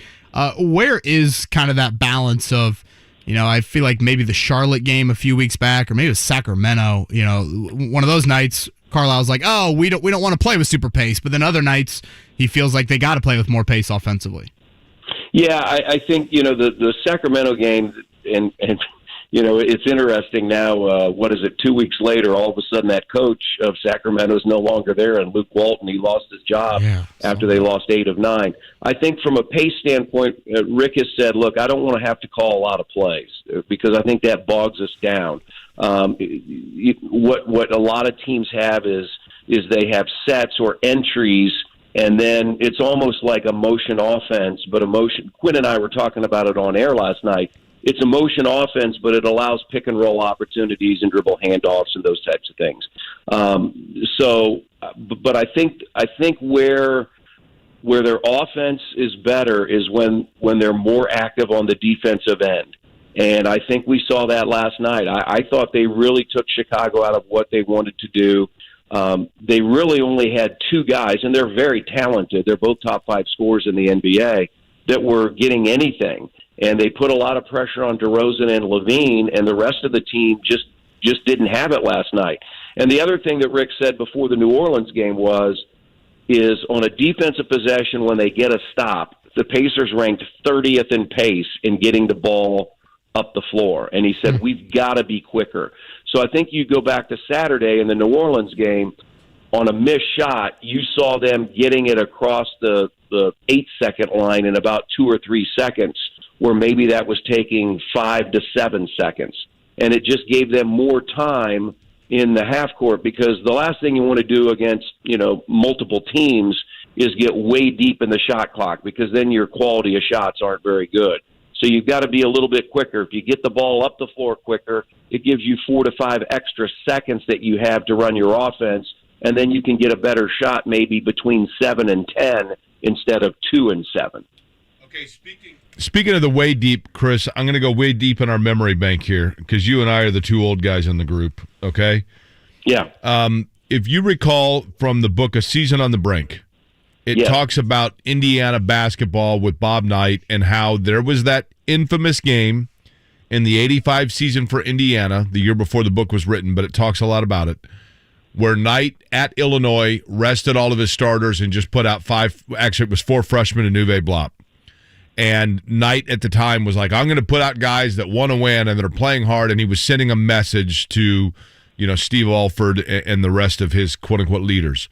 So was there any chance in Charlotte, because that's what it reminded me of when I looked at the box score in Charlotte, and I saw that all of a sudden, and then after the game, Rick Carlisle was like, hey, Wanamaker made plays for us. He really played hard, and Jeremy Lamb and Torrey Craig was really good in that game. And he just kind of handed it over. Was Rick Carlisle strategically just resting guys? Was he saying, hey, this game's a punt, I'm going to see who I've got in terms of my depth? Or was he sending a message? I think he was sending a message, and I think it was pretty well received. I mean, Miles Turner talked about that that was sort of a shock to the system, and sometimes you need that. And you're right, Jake, you go back. Bob Knight used to say that when you put somebody on the bench, that bench sends a message to your butt, and your butt sends a message to your brain that you better get it in gear, right? Yep. And so I think that was a little bit of it. And you were down 25, and you just weren't. That group was not playing well at all. And so with about 8 minutes left in the third quarter, he decided to go another way. And then to his credit, he just went with those guys, and they almost got you back in the game. They had a possession at the end to potentially tie and force overtime. So, no, I do think it was probably a little bit of both, but I'm sure there was a message sent that, look, if you guys aren't, if you're going to be down 25 and not play well, then you might as well not be out there. And I think when you have a coach of the ilk of Rick Carlisle, is I think that can resonate with the players. There's a great respect there because they know what he's accomplished. He's just and he said that on Saturday, I think some people maybe within the local media thought that all of a sudden there were going to be massive lineup changes. And he said, look, I'm not here to punish people. I'm just here to win. I'm here to win games. And so he wasn't, I mean, you could say he was punishing them that night, but he wasn't going to punish them on Saturday. I mean, it was just, hey, Friday night you're not good enough. We're not going to go with you. We're going to put people out there that, might be able to get the job done. Then you turn around the next night, that group played well, and then we all saw what happened last night. So, it's a long season. You go through a lot of things, but basically what we've seen these last two nights has been really good to see. Yeah, they got respect and clout that he has. Certainly not something Nate Bjorkgren would have had or did have in that locker room last year. Chris, last one from me. Chris Duarte coming off the bench. I believe that more kind of injury related with the shoulder. Do you think once he's fully healthy, I still see him favoring it. Do you think he will get back into the starting lineup? Well, it'll be interesting because what we've seen in these last two games from Justin Holiday has been really strong. His numbers have been much better coming off the bench than it has been in a starting role. But I think he's adjusted to playing with this group, and I think Rick decided that he wanted a little bit more veteran presence out there. The other thing is Duarte's still bothered a little bit by that shoulder that he injured about a month ago in the San Antonio game when he went up for a dunk. And so I don't think he's clearly 100%, but he's learning how to play through it, right? I mean, this is all new to him. I mean, when he's at Oregon last year, he plays, 30 games spread out from October to March. He's already played 21 games when you count the 2 preseason games and the 19 regular season games. So I think it's a matter of, one, he's not 100% with that shoulder. He's, take a little bit of pressure off him by putting him on the bench, seeing what he can do out there with McConnell and company. And three, just get another veteran out there in Justin Holiday who can help you space the floor. And as LeVert and Brogdon and Sabonis try to create things, Justin's always waiting out there behind the three-point line. He hit the first one of the game, hit some big ones last night. So we'll just have to wait and see. But Rick Carlisle has said, look, I may tend to change starting lineups throughout the year based on matchups, and right now they like what they're seeing from Justin in that lineup. Pacers with the first of 3 at home. Tomorrow night, it's the Lake Show in town, 7 o'clock tip. You can watch the game on Bally Sports Indiana with Chris Teneri on the call. Then it's the Raptors on Friday, the Milwaukee Bucks on Sunday. Chris, appreciate it. As always, look forward to talking to you soon. All right, thanks, guys. All right, Chris Teneri, television voice of the Indiana Pacers. Time now for a Big O Tire Sports Center update. The Sports Center update on 93.5 and 107.5 The Fan is presented by Big O Tires, the team you trust. It's an off day for the Colts. I would expect the weekly awards to be rolling in for Jonathan Taylor, though, in the next 24 hours. Yesterday, Frank Reich talked about the season that Jonathan Taylor is having compared to what Frank has seen around the NFL over his 3 decades in the league.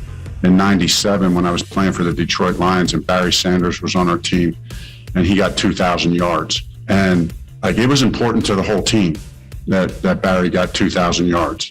And it wasn't just an individual accomplishment. So, with what Jonathan is doing this year, and much like Barry Sanders, how humble Jonathan is, it even more magnifies how much everybody else wants it. And so that's just a good thing for our team. Jake, Jonathan Taylor and the Colts going to see one of the best run defenses in the NFL on Sunday. Frank with some high praise for Todd Bowles, the Bucs defensive coordinator, and that he's always stopped the run in his various stops. We'll see about Vita Vea, the health of the Bucs' massive defensive tackle. He did not play last night, so that'll be a key injury to watch. But in so many ways, this is just going to be a great matchup. And I think the next step of all right, how do you handle success? Can you do it for a second straight week. Well, and I also think for Tampa, which you're talking about, obviously a veteran team, but anytime you're playing on Monday night, it kind of makes for a weird, like a short turnaround. I realize one day is not a huge difference, but just psychologically coming off of that and turning around. I thought the Bucs were very impressive last night. They've been impressive all year. Certainly, what they can do and what they bring to the table, right? Yeah. So the thing I like, though, Kevin, if in fact the run is taken away from the Colts with Jonathan Taylor, they do still have some pieces and some weapons. I'm confident in Carson Wentz has to continue to make good decisions. Yeah. And you do feel like you're kind of playing with fire, that one of those ugly left-handed flip weird decisions is going to come back to bite them. We'll see if it's this weekend. Another aspect of a Bulls defense, they blitz a whole lot. I think Wentz and the offense has struggled with the blitz here as of late. How they handle that will be a big key as well. This is the extra game this season. I know a lot of people are curious how this game came on the schedule. This is the 17th game. The AFC South, the Colts finished second last year. NFC South, the Bucs finished second. That's how these two teams are meeting here in 2021. The Bucs just 2-3 on the road this year. That early line, Mark, did you see it change at all? Last I saw was Tampa favored by 2.5. Still 2.5. Okay. So 2.5-point favor for the visitors on Sunday. All right, as we just talked about with Chris Denari, that the Pacers, surprises me, by the way. Too little for the Bucs? You thought closer to pick 'em?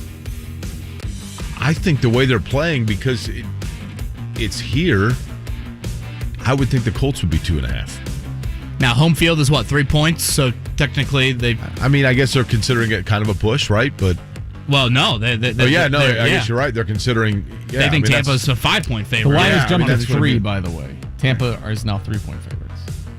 They've really struggled away from home, and again, I know Brady he's so robotic, and Jake obviously is commented on his face today. But I'm telling you, I'm just floored. Him post game yesterday, Jake, he was locked in on what's coming on Sunday, knowing all right, fine and well, it's the Giants, it's at home, we needed this, but we're playing a really good football team on Sunday, and we got to do it on the road. I'm just going to say it one more time.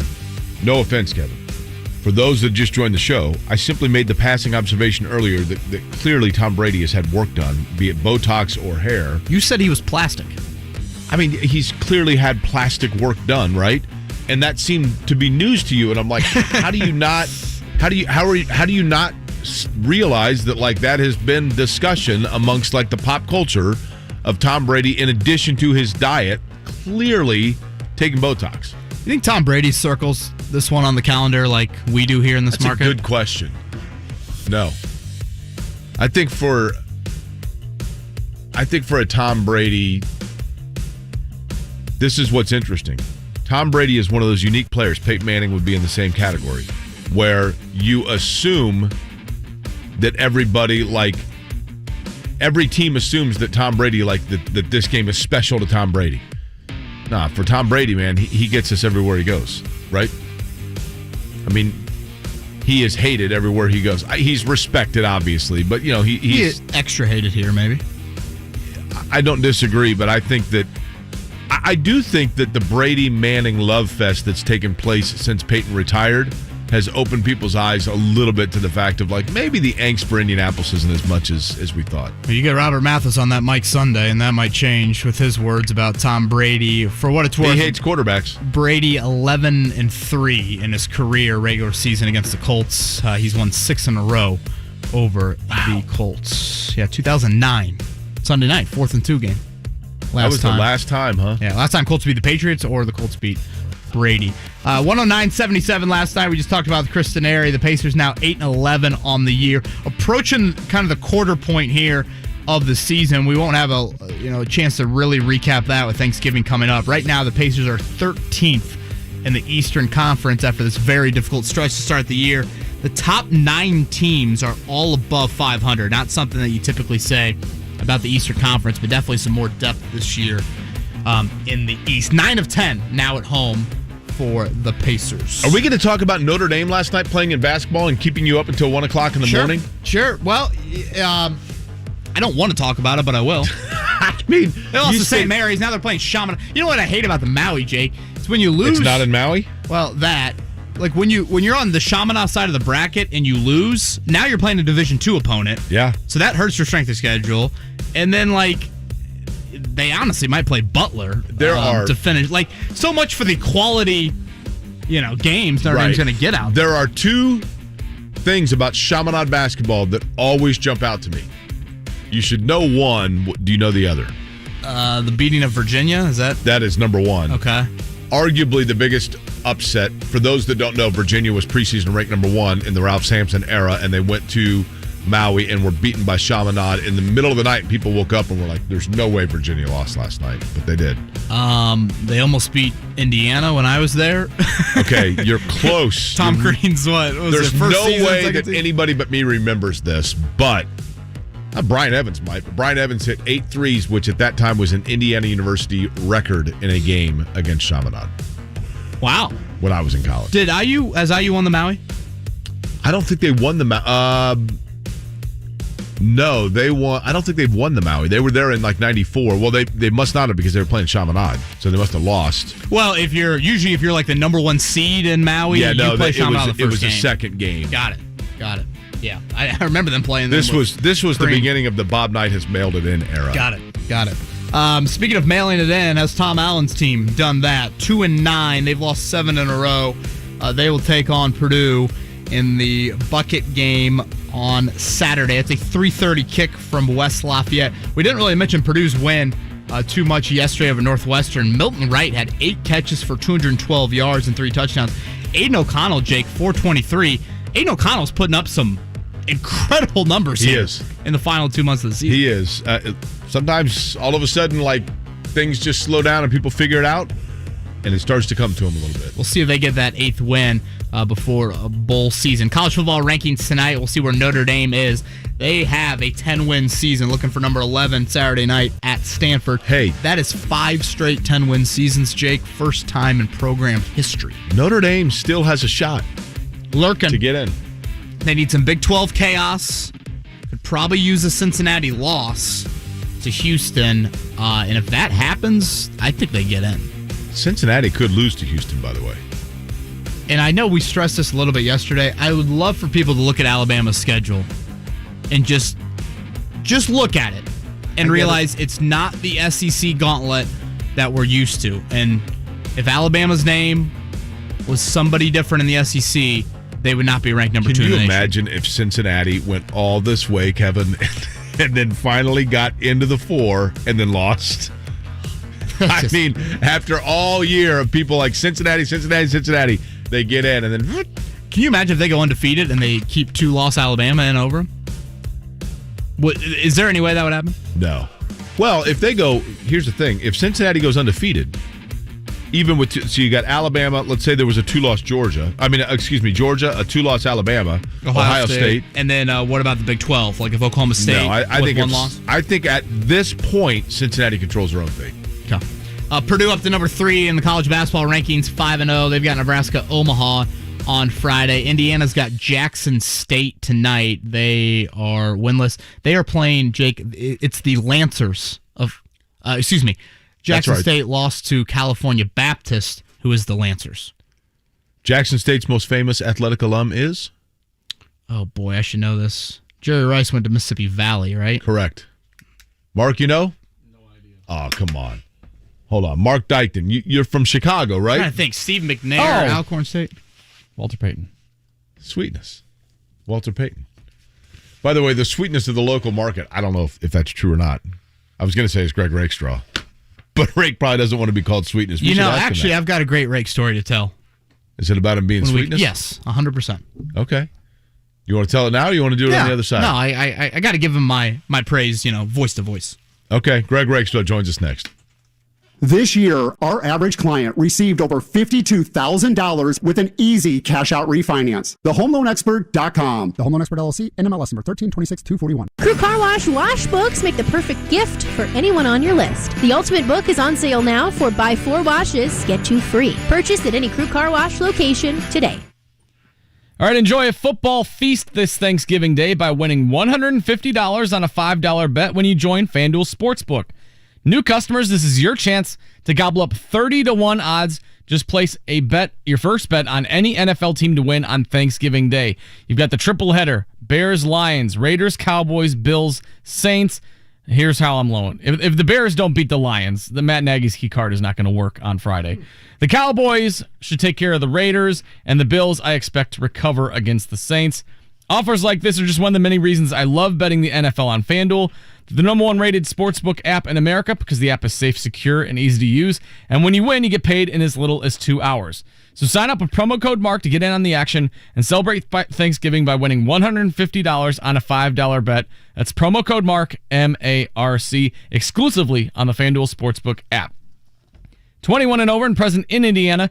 New users only, $10 first deposit required. Must wager in designated offer market. Max bonus $150. Restrictions apply. See full terms at sportsbook.fanduel.com. Gambling problem? Call 1-800-9-WITH-IT. Hey, it's Big Joe for Big O Tires. Black Friday deals are here with the biggest savings of the year. Now through the 29th, take advantage of buy 3 and get 1 free on select sets of Mesa tires, $100 instant savings on Cooper tires, and $140 instant savings on Michelin tires. Make sure your car is ready for winter with that free multi-point inspection from Big O's locally owned and operated locations in Mooresville, Lebanon, Brownsburg, Plainfield, Whitestown, and the Indy location at 86 and Zionsville Road. Big O is also more than just tires. That's Big O Tires, the team you trust.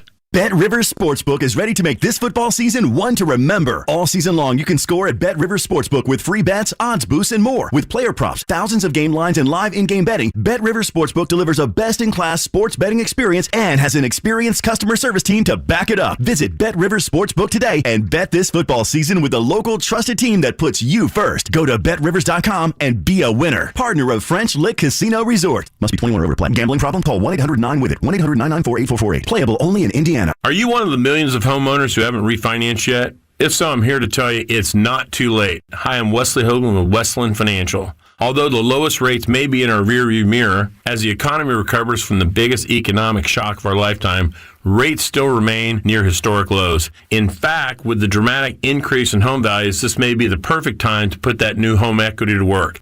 Take advantage of our cash out refi program and pay off high-rate credit cards, car loans, or other high-interest rate debt. Or finally make those home improvements you put on hold for so long. Best of all, we can do this with no closing costs. That's right. Whether it's a conventional, FHA, or VA loan, we'll pay for your title, settlement, lender, and recording fees. So call Westland at 888-455-3669. That's 888-455-3669. It's the biggest no-brainer in the history of mankind. 888-455-3669. NMLS number 3304. Not all loans apply. Equal housing lender. This is a sports town. You're a guy. Or gal. So 1075thefan.com is your website. From the Colts to the Pacers, from IndyCar to Indy High School sports, plus coaches' interviews, event info, free stuff, and beer. There's no beer. My bad. Plus blogs and podcasts from Kevin and Query, Dan Dockich, and JMV. And you can always listen to us live from anywhere on planet Earth. 24 hours a day. All at 1075thefan.com.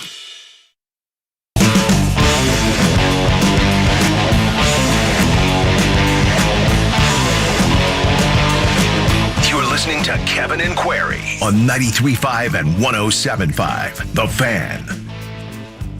Hey, Jake, as I'm sure you've witnessed here over the past few weeks, pulling out of the MS Garage onto Illinois, whew, boy, that might be the most competitive thing I do all day. I mean, it is. No, actually, I'll tell you what's a bigger challenge is when you're driving south on Capitol in the morning to get to the MS Garage. If you're driving south on Capitol, you go left, which goes, there's an alley. It's an alley that's underneath the building that I think is Weber Grill. Yeah, just past Market Street, yeah. And then so now you were coming up on Illinois and you have to wait for someone to let you across. Well, that is totally like Frogger. Yes. Because now you're crossing over, but when you pull into that alley, you never know when like a dump truck comes out of nowhere or I mean, the other morning at like 6:15, the trash truck is like, now praise to those guys for being out early. I find it people are more generous in the morning. They are. Letting people you in. Let you in. But as the day moves along, they're not as generous. Well, sure enough, yesterday, I'm pulling out after the show, and I guess this is probably more around noon, and someone lets me in, and I kind of give a half-ass wave. I don't really pay much attention. I didn't take a close look. Well, sure enough, who dials me up about 10 seconds later?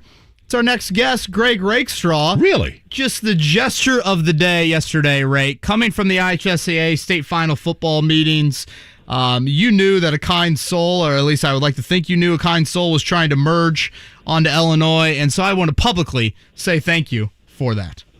I appreciate that, because that way next time I won't give you a different type of gesture when you do that. Hey, I'll tell you what. Is there anything more frustrating, Rake, than when you let somebody over and they don't acknowledge it? I know.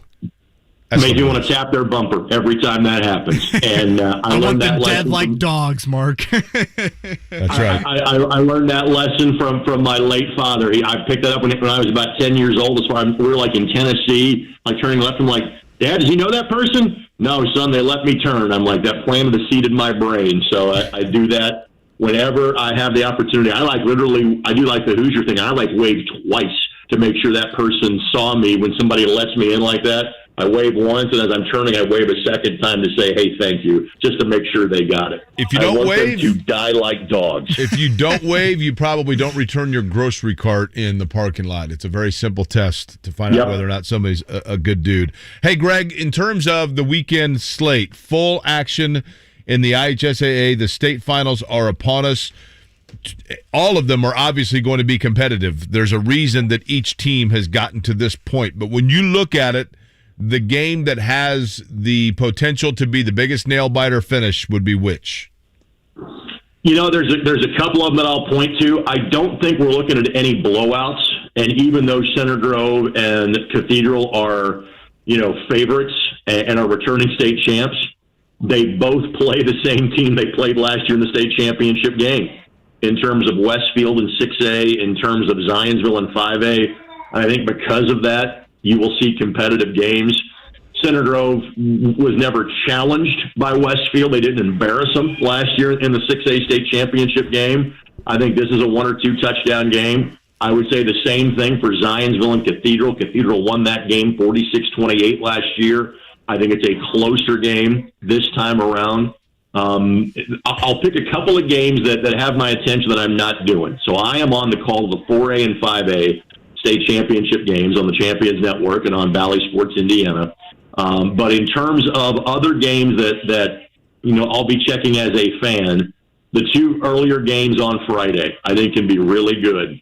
In 1A, it is Lutheran and Adams Central, and there were 3 teams that separated themselves in 1A all year. These 2 are amongst that group. Monroe Central is the other. Monroe Central kind of got surprised on a bad weather night in the state tournament by South Adams. Adams Central then smoked South Adams a couple of weeks later.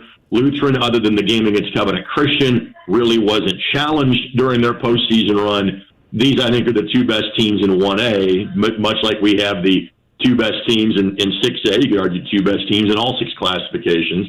I think the 1A game can be really good. And I also think the 3A game is very interesting, because Brebeuf Jesuit played the best team in their tournament path in week 1, because they drew West Lafayette in the opening night of the sectional. They have not had to play an overly competitive game until Mishawaka-Marion, where they came from behind and beat them. But now they get a Gibson Southern team that has been good for a long time. They have a young man in Brady Allen's going to play at Purdue, outstanding quarterback.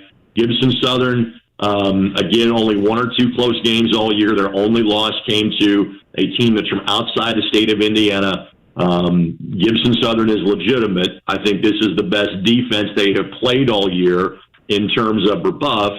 And Brady will be playing against one of his future teammates in Joe Strickland, who is also heading to Purdue from this Brebeuf Jesuit squad. So I think all 6 games will be good. I think the 1A and 3A games that may not be on as many people's radar can be really good. Greg Rakestraw, ISC Sports, joins us here on Kevin and Query. Rake, I want to stay with that 3A game, and reading Kyle Denrip's article about Brady Allen, the Purdue commit, and Gibson Southern coming up and winning a Tri-West, it had me thinking a little bit back to my senior year at Cathedral when Evansville Wrights with Paul McIntosh went on this run. Yep. They come up on the road in the semi-state game, win an absolute thriller. What else can you tell us about Allen? It seems like just a great kid based off, I think Derek Hart is the coach, based off his quotes, and obviously the numbers he puts up speak for themselves. Exactly. And again, the tie between those two programs is the Hart family tie.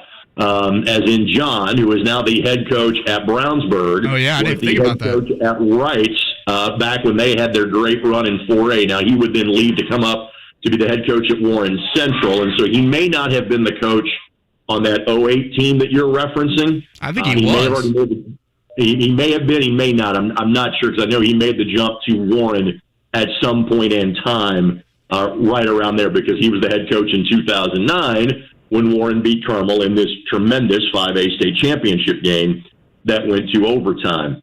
But now John's son, Nick, is the head coach at Gibson Southern, and basically has barely lost in the 10 or so years that he has been there.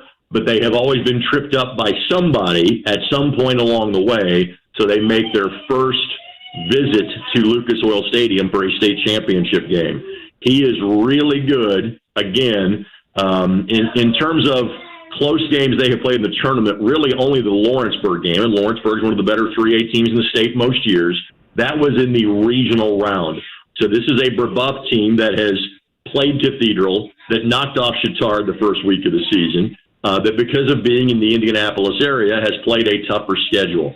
So I think this is a case where the best player in the game plays for Gibson Southern, but the best overall team in terms of depth of talent is likely Brebeuf Jesuit. So now let's see how those two stack up against each other. Rake, Greg Rakestraw is our guest. Between the high school state finals, the Pacers and Raptors playing at 7 o'clock, and the Circle of Lights, is this the best downtown night of the calendar year in Indianapolis each year? It is one of them. Now, you do have sometimes those conflicts where, you will have a Pacers game and a Colts game that almost are simultaneous. In fact, Pacers are at home at 5 on Sunday, correct? That's correct. The Bucs? Yep. Yeah. Mm-hmm. Yeah. So you'll, again, not simultaneous, but close. You could easily do the doubleheader. You can literally see Bucs and Bucs on the same, billing if you go downtown. But what is really cool, and we catch this on the broadcast every year, is that because of the way the window shoots it downtown, you'll see the fireworks from inside the stadium. So, literally, we'll be calling a play, and instead of me allowing Joe Polizzi in this case to give a replay, there'll be a run for 4 yards, and hey, look, there's the fireworks over downtown Indianapolis. Right. There's the Christmas tree lighting ceremony. So, if it's not the top one, it's right up there. Along with his duties this weekend, again, 4A and 5A for Rake. He's got the Colts postgame show on Sunday. I want to go to the postgame this past Sunday, Rake, and the emotion of Frank Reich in that locker room. That's really unlike anything I've seen from him. Where do you think that came from? It's a good question. I think I'm sure there's stuff that happened behind the scenes that we don't know about. I'm sure there is some emotion from playing in Buffalo, a place that was so good to he and his family. And again, it wasn't a matter of, hey, I really got to beat the Buffalo Bills because he has some sort of axe to grind. No, the other way around. He is beloved in Buffalo. And so that's just something that you absolutely love going back there and playing there. So my guess would be is that there's something happened away from the field that really drew that up. Then again, maybe he got emotional over seeing Jonathan Taylor have, tied for the fourth most touchdown in a single game in the history of the National Football League. That might be the case too. I mean, Greg, I think, look, it goes without saying what Jonathan Taylor is. I mean, this is, I don't even know that the 5-touchdown game, as unique as it is, was like a shock, right? I mean, clearly this guy has multiple ways that he can score and move the football. That said, can there be a danger in now becoming like almost too reliant on it? Like, Sure. You know what I mean? Like, I remember the Colts offense in 1988 was Dickerson for 4 yards, Dickerson for 5 yards, incomplete pass, punt. That was their offense, right? Did the Colts run any risk of falling into that trap? This is the first time that we joked in the postgame show that callers couldn't call and complain that Jonathan Taylor didn't get enough touches in a single game. And so I say let's pump the brakes and let's see if you get some overuse issues with Jonathan over the course of the next couple of weeks, because perhaps he has been being saved, for this stretch run of the season to be able to, run the ball 32 times and catch it 3 more, when for the most part, his average touches have been somewhere around the 20 to 25 range if you combine running plays and if you combine pass catches. While I do think that, if there is an area lacking for the Colts, it would be in terms of wide receiver depth or wide receiver explosiveness. They were able to, you still have a guy like Michael Pittman Jr. You still have a guy that can make big plays at tight end, like a Mo Alley Cox. You've got a guy that is a playmaker at quarterback in terms of Carson Wentz. And so I think you'll be okay. If the Colts are doing this over the next 2 or 3 weeks exclusively, now maybe we can have that conversation. But for now, I still think that him having 35 touches in a game was more of a blip on the radar than, say, a concerning trend. Rake, first, we obviously want to wish you and your family a very happy Thanksgiving this week. And second, we'd be remiss if we didn't ask for your insight. Can you give us a most underrated and a most overrated Thanksgiving dish? Overrated would be ham, because, damn it, it's Thanksgiving. Cook a turkey. In terms of preach of hams for Christmas, turkeys for Thanksgiving. That's the way it works. Period. End of sentence. In terms of underrated, I got to go with green bean casserole. Ooh. I would consider myself, I like green beans. I don't search them out, but I feel a green bean casserole is the perfect complement to stuffing, mashed potatoes, turkey, and gravy. Gives you just enough vegetables, to say, you're concerned for your arteries.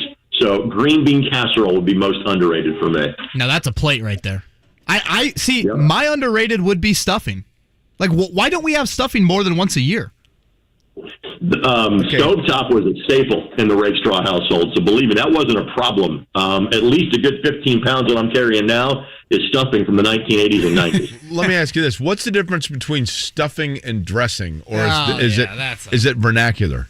I believe it's largely vernacular. I also believe sometimes dressing actually has some turkey that's kind of mixed into it. Okay. But I largely believe that it's more vernacular. Oftentimes dinner where I'm from was actually lunch, and supper was dinner. Supper. There we go. My mom would fix me dinner at noon, but there would be another meal to follow.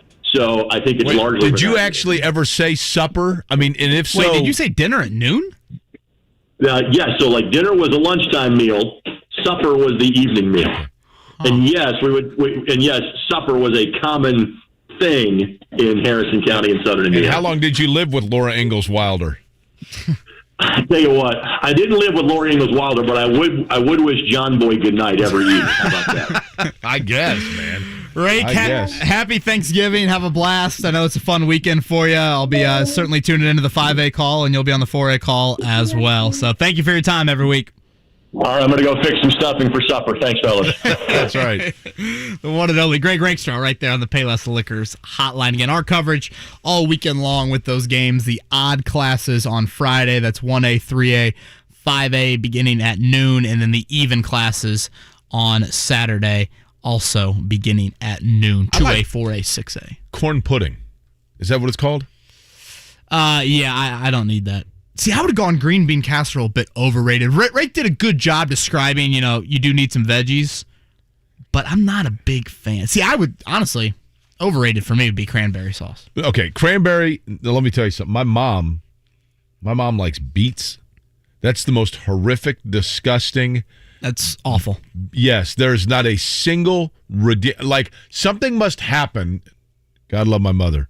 Something must happen at a certain age where all of a sudden beats become appealing. Because I can tell you right now, unless it's audio from Dre, beats, no go. I can tell you that. Matt Taylor, by the way, in 12 minutes. Hey, this is Jeff Saturday, and you've heard me talk about More Restoration for years. And yes, it's true, I've used More Restoration on my home 3 times for fire and flooding. I care about my family, and More made me feel confident in using them. Kenny and the team at More have just become part of First On Site, making them one of the largest restoration companies in Indiana and North America. Same people, same personal customer service, but large enough to handle any loss, any disaster with First On Site. When you need help, call the people Jeff Saturday calls. Call More Restoration, a First On Site company. Started a little Christmas shopping this past weekend, and boy, once I got to the old register, I'm thinking I need to save some money somewhere. Well, the good news is Golden Oak Lending has done it again. They've dropped their rates even lower to 1.875%, while home values are still soaring, which means right now is the best time to look into refinancing with Golden Oak. Home financing has language all its own, but Golden Oak Lending speaks mortgage and loves translating it for customers. For example, refinancing today means you'll save on your mortgage and make no payments until next year.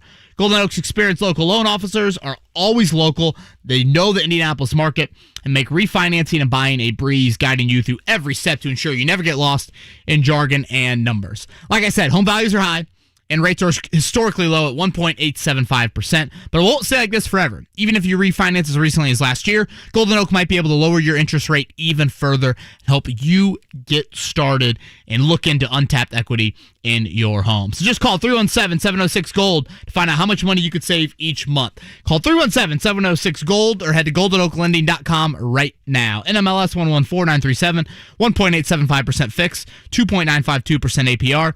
FHA, 15-year mortgage with 20% equity and approved credit. Hun, have you seen this internet bill? Why'd the price go up? I don't know. Did you change anything? No. Did you? You switched us to those fancy coffee beans. Maybe you're on a roll, making everything more expensive. Did you suddenly inherit money you didn't tell me about? Whoa. If your internet bill is giving you trust issues, you're not a bad partner. You just need a straightforward price. Maybe we switch to decaf. Get AT&T Fiber. Equipment fees are included, and with no price increase at 12 months, there are no surprises. Limited availability in select areas. Visit att.com/faster. Spectrum Mobile is reinventing wireless again. Get unlimited on 2+ lines for $29.99 a month per line. No contracts, no added taxes or fees. Includes nationwide 5G. Save up to 60% with Spectrum Mobile. Get unlimited on 2+ lines for $29.99 a month. Call 855-438-2999 or visit a store near you. Offer valid for new customers on 2+ unlimited lines. Spectrum Internet required. Savings based on 2-line comparison of unlimited plans among major national carriers as of 9/20/21. Prepaid excluded. Restrictions apply. Hi, welcome to IKEA. Hi, I'm hosting the holidays at my house this year, and I'm looking for something green. We've got tons of ways to help you save water, lower your electricity bill, or reduce waste to help you live more sustainably this holiday season. Oh, I was thinking more like green, like a chartreuse or like holly. Ah, well, we have those too. You know what? I'll check out that green stuff first. This year at IKEA, Black Friday is going green. Check out IKEA Green Friday at your local IKEA store or IKEA-USA.com/Green Friday. When it comes to working at Geico, our best advocates are our employees, like Michael. But since he is so focused on growing his career, we hired an actor to read his story. If you want a job where you get out as much as you put in, Geico is the best place to work. Plus, we promote from within, so there are no ceilings placed on your opportunities. They even offer parental leave to full-time employees. So there's nothing stopping him from going all the way to the top.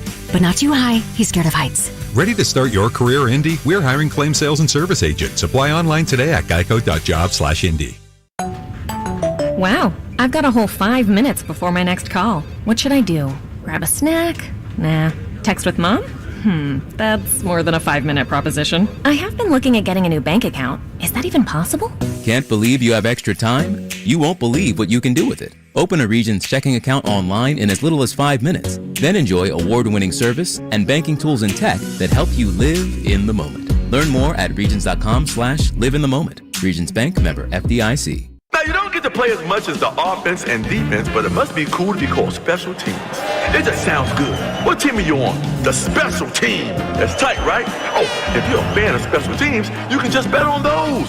My sportsbook app has prop bets, so have at it, people. It's a special app, people! Must be 21. If you or someone you know has a gambling problem and wants help, call 1-800-9-WITH-IT. Join me today. Matt Taylor is going to join us. Coach Tom Allen of the Hoosiers. Mike Chappell talking Colts. Jason Benetti talking who knows what. I know this. We got a monster today. Join me noon to 3.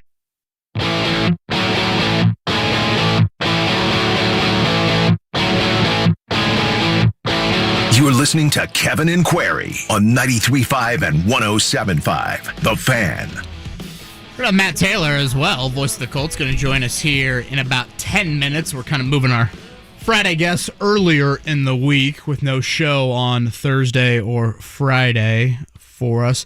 You know, we asked Greg Rakestraw last segment about that post-game emotion from Frank Reich.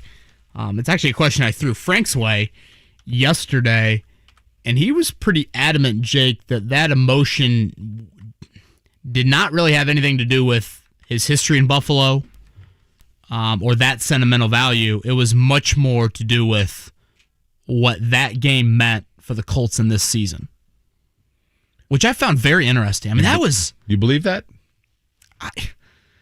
I'm not saying you shouldn't, but do you believe that? I think so. I don't think Frank has, things under the rug or holds, I don't know. We talked about it yesterday. I don't think he was ever, a serious candidate for the Bills' head coaching job. I don't think he had a resume to really merit that when their openings happened, whether it was Rex Ryan being hired or Sean McDermott being hired. So if you take him at his word, I frankly love the emotion that I saw from him post-game. I get so tired of the 1-0, every week's the same mantra.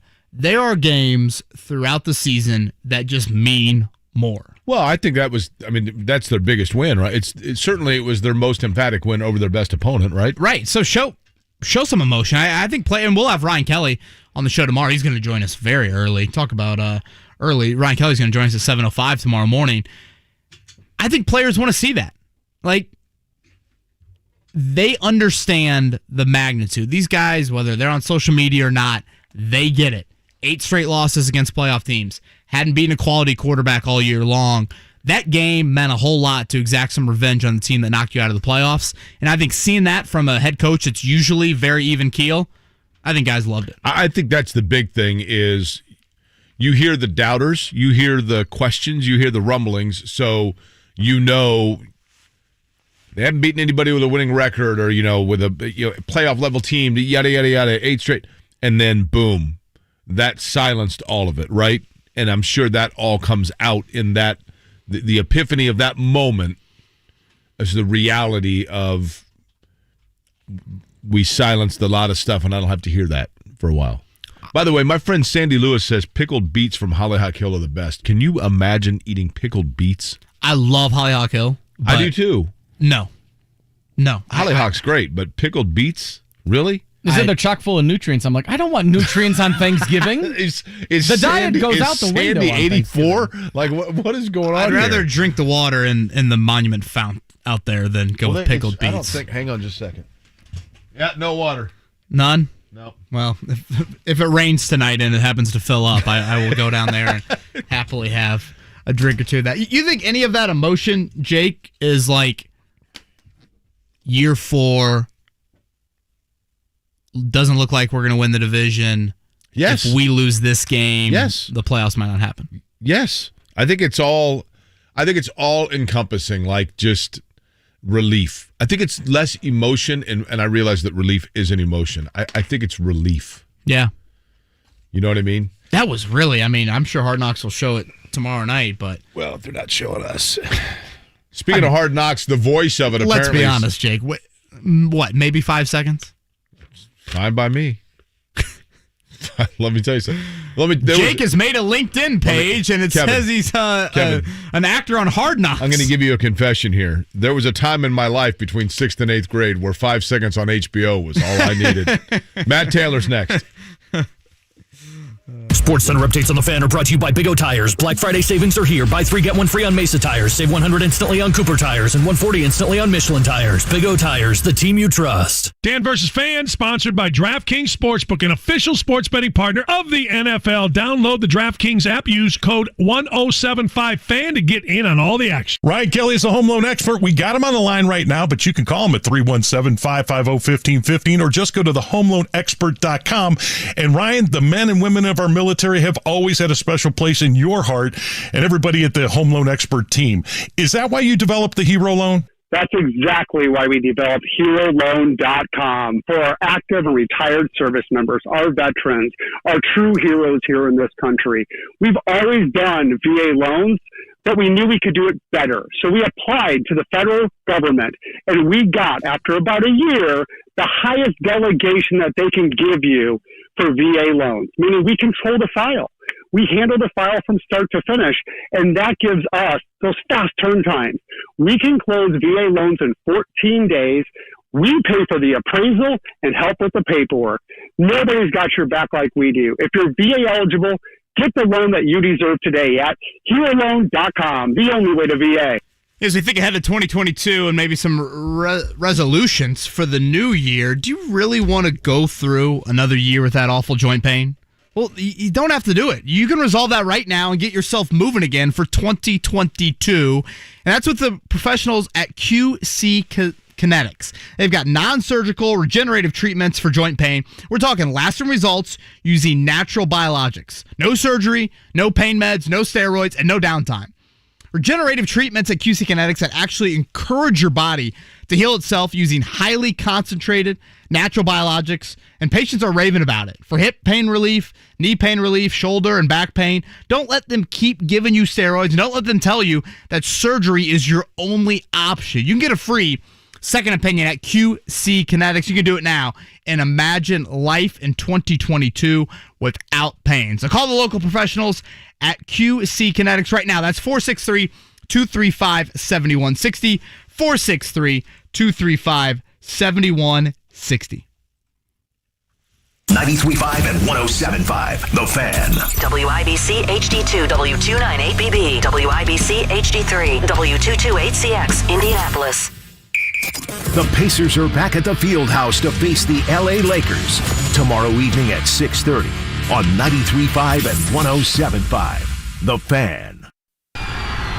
If you are what you say you are, a superstar, then have no fear.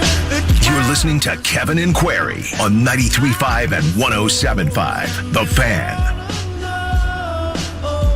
Mark, was that song for Jake tomorrow after Hard Knocks, or was that for Matt Taylor after? Matt Taylor all the way. I mean, honestly, if you were just going off straight minutes of audio from that first episode of Hard Knocks, boy, I would say Matt Taylor probably had more airtime than old Rake, and Rake had a lot. Yeah, I heard the two of them were basically the audio track for the entire thing, right? Right. With whatever the guy's name is that has the iconic voice there. Matt Taylor joins us now. And Matt, last Friday I know you were kissing babies and signing autographs on the South Side after your Hard Knocks debut. So we're just grateful that you've made time for us here on this Thanksgiving week. So thank you for that. You're a piece of work, you know it. I tell you what. I mean, audio tracks, MP3 files for the whole family and the stockings. Is that where we're going with this year?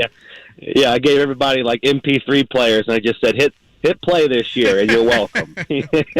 No, it was cool. I mean, I had some of my cousins and friends from college, and people I haven't heard from in a long time that obviously are football fans or NFL fans, and watched the show and reached out and texted me. So it was kind of like, in a weird way, it was kind of like Facebook, real life Facebook, where people reach back out and it's like your birthday on steroids.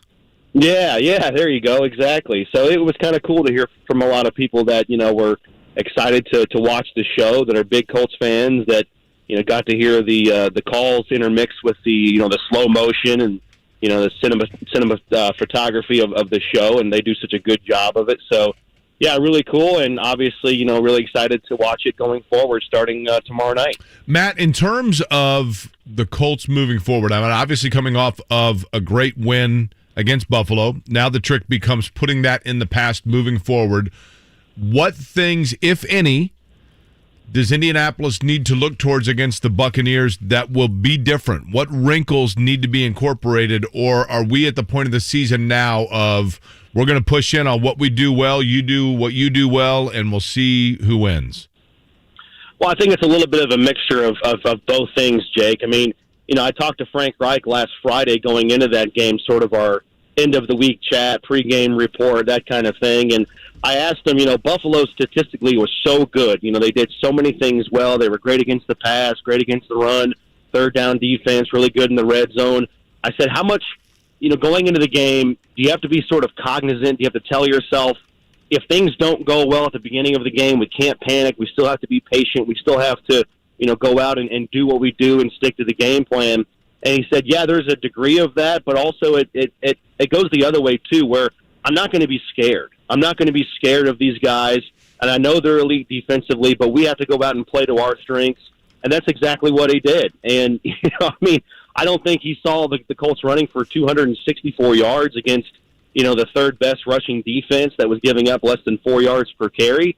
But, the Colts are very confident in their abilities right now, and their strength is the offensive line, the running game, the blocking on the outside by the tight ends and the wide receivers. So that's going to be put to the test coming up this Sunday, because Tampa Bay, arguably the best rushing defense. I think they've only allowed over 100 yards 3 times this season. Now, you could say the same thing about Buffalo last week. They were great statistically as well. So, I think the Colts can run the ball on just about anybody. Now, it's to what degree can you have success? I think the Colts can still get 100 yards and, kind of stay on schedule with Jonathan Taylor. But certainly, we talked about it yesterday with Frank Reich on Colts Roundtable Live. When you think about rushing defense and when you think about elite defensive line play, the first team, the first group that comes to mind is, are the Tampa Bay Buccaneers on that side of the ball. So it's going to be fun to kind of see how those two strengths play out when the Colts have the ball. And then defensively, the Colts did a really nice job of disguising coverages, kind of the last second there with Josh Allen. The Buffalo Bills use a lot of the play clock. So the Colts did a nice job of kind of staying disciplined in the back end and not kind of showing their hand until they had to against Allen. And that was a big reason why he was kind of flustered throughout the remainder of that game. So obviously the Colts are going to have to do that against Tom Brady. You give Tom Brady a millisecond on, the coverages, he's going to diagnose it and pick you apart. He's obviously one of the greatest of all time to do it. So that is going to be a really exciting, pieces to this game coming up on Sunday. Rushing defense by Tampa Bay, and then can you do anything to sort of slow down the line of scrimmage process and diagnosis by Tom Brady, which he's proven over the years. He and Peyton Manning, probably the two best ever to do it. He's voice of the Colts and the man that carried episode 1 of Hard Knocks, Matt Taylor, joins us here on the Payless Liquors hotline. Mate, Jake and I were talking earlier in the show. I think unquestionably the Colts have made a commitment, even more of a commitment to Jonathan Taylor in recent weeks. It's funny, when you watch Hard Knocks, you see the Scotty Montgomery, Chris Ballard scene. I actually think that kind of plays into it. Like, it took the Colts about a handful of games, and maybe Scotty Montgomery, the new running backs coach, he even admitted it. Like, I didn't realize Jonathan Taylor was this good. And now all of a sudden, after the 1-4 start, it just seems like organizationally, from Frank Reich calling the plays to Scotty Montgomery putting Taylor into the game more, they are all in on, like, we are going down with Jonathan Taylor, for lack of a better phrase here, and we're going to ride him to, whatever happens in the month of January and see how long this thing can go. And, it's crazy. If you go back and look at the stats, like his game logs, Kevin, he had, I think his 171 rushing yards and no touchdowns in the first 3 games of the season. He's averaging 50-some rushing yards per game, in the month of September. And now here he is. He's, 200 rushing yards and, he's got 15 touchdowns in the last 8 games, I think. It's just incredible what he's doing. And you're exactly right. I think you asked the question yesterday to Frank, and it was a nice question, well phrased. The workload, not only in terms of carries, but just participation on the field is way up. I think in the last 2 games, he's over 80% in terms of snap count, whereas in the first 9 games, I think he only had 70% one time. And then obviously, the 21 carries last week against Jacksonville, the 32 carries the other day against Buffalo. It is what it is right now. The Colts know who their best players are on offense. They're difference makers in the passing game. It's Michael Pittman Jr., and then really in both phases, running and catching, it's Jonathan Taylor, as we saw that 23-yard touchdown, and just making people miss. there's nothing the guy can't do, and it sounds cliche, but it's so true. He is legitimately a threat to score every time he has the ball. I mean, the three plays that stand out to me this season that sort of personify Jonathan Taylor's strengths are, two of them came in the Buffalo game. One of them was that 10-yard touchdown run where he's starting outside and then he just cuts on a dime, slashes upfield. He makes Levi Wallace lose his pants on the play, and then he stiff-arms Jordan Poyer. And, at the end of that play, Poyer's on his back looking up at the gray sky in Buffalo. That was a beautiful play. The other play in the passing game was the 76-yard swing pass for a touchdown against Baltimore, where he just has so much burst, speed to power. Just turns a little bit of a, what's probably a 5 or 6 yard gain for other running backs. He turns into a 76-yard touchdown reception. And then the Buffalo game, from the 3 yard line, he jumps over the pile about 4 yards in the air like Superman. And Mo Alley Cox after the game is like, I'm blocking. I'm just, oh my God, I got my head down. All of a sudden I see Jonathan Taylor soaring through the air like a superhero. So, I mean, that's what he can do for you. He can make yards when yards aren't there. I mean, we could talk about Jonathan Taylor for literally the rest of the show. And then it's not necessarily the flashy plays, too, but it's the 3rd and 2 near midfield where he's spun down or being spun down by a nickel corner on a blitz, and then he gets out of it and gets 3 yards on 3rd and 2. So those are the types of plays that Jonathan Taylor routinely makes. He makes the sensational look easy, and it's hyperbole, but he really is one of the best backs in this generation. And I think in short order is proving to be one of the best backs in the history of the franchise, right up there with, Edge and Falk and Adai and Dickerson. Yeah, expanded on that playtime conversation. When the Colts were 1-4, Jonathan Taylor was on the field for 52% of those snaps. Now, 5-1 over the last 6, he's on the field 74% of the time. So that's a 22% jump. And like you said, Matt, the last 2 weeks he's over 80%. Just to kind of quantify what that means, the only running back in the NFL this year that's playing more than 80% of his team's offensive snaps is Najee Harris for the Steelers. So, running backs on the field this much, it just doesn't happen. And it seems like the Colts are, again, all in on making sure Jonathan Taylor is the bell cow. And they want to spread the ball around. I mean, that's what this offense has been. I mean, as an offensive coordinator in Philadelphia, they wanted to spread the ball around. They didn't have 1,000-yard receivers or 1,000-yard rushers. They got a lot of players involved. I mean, we saw that last year. I always highlight this stat when I talk about the number of people that get involved, where, at least 7 guys caught a pass every year last year for the Colts. And, it's turning into the Jonathan Taylor show, and it's working. It's by design. Let your best playmakers make plays, and that's what's happening, especially in crunch time now. Frank Reich was on Sirius XM, I think, last week talking about, the storyline of the season with Marlon Mack, and it's gut-wrenching to, have a player of that, his history and his potential being active on game day, but you can't justify it. You can't justify him up when Jonathan Taylor is doing what he's doing right now. Same thing with Nyheim Hines. He should be getting the ball more in a normal offense, but you can't justify it given Jonathan Taylor's production and his efficiency. So it really is something special to watch right now, what he's doing. Knock on wood, he can stay healthy. But, I mean, right now he's on pace to set the Colts franchise record for rushing yards in a single season, surpassing the 1,700-yard mark that Edgerrin James had, I think, in 2000.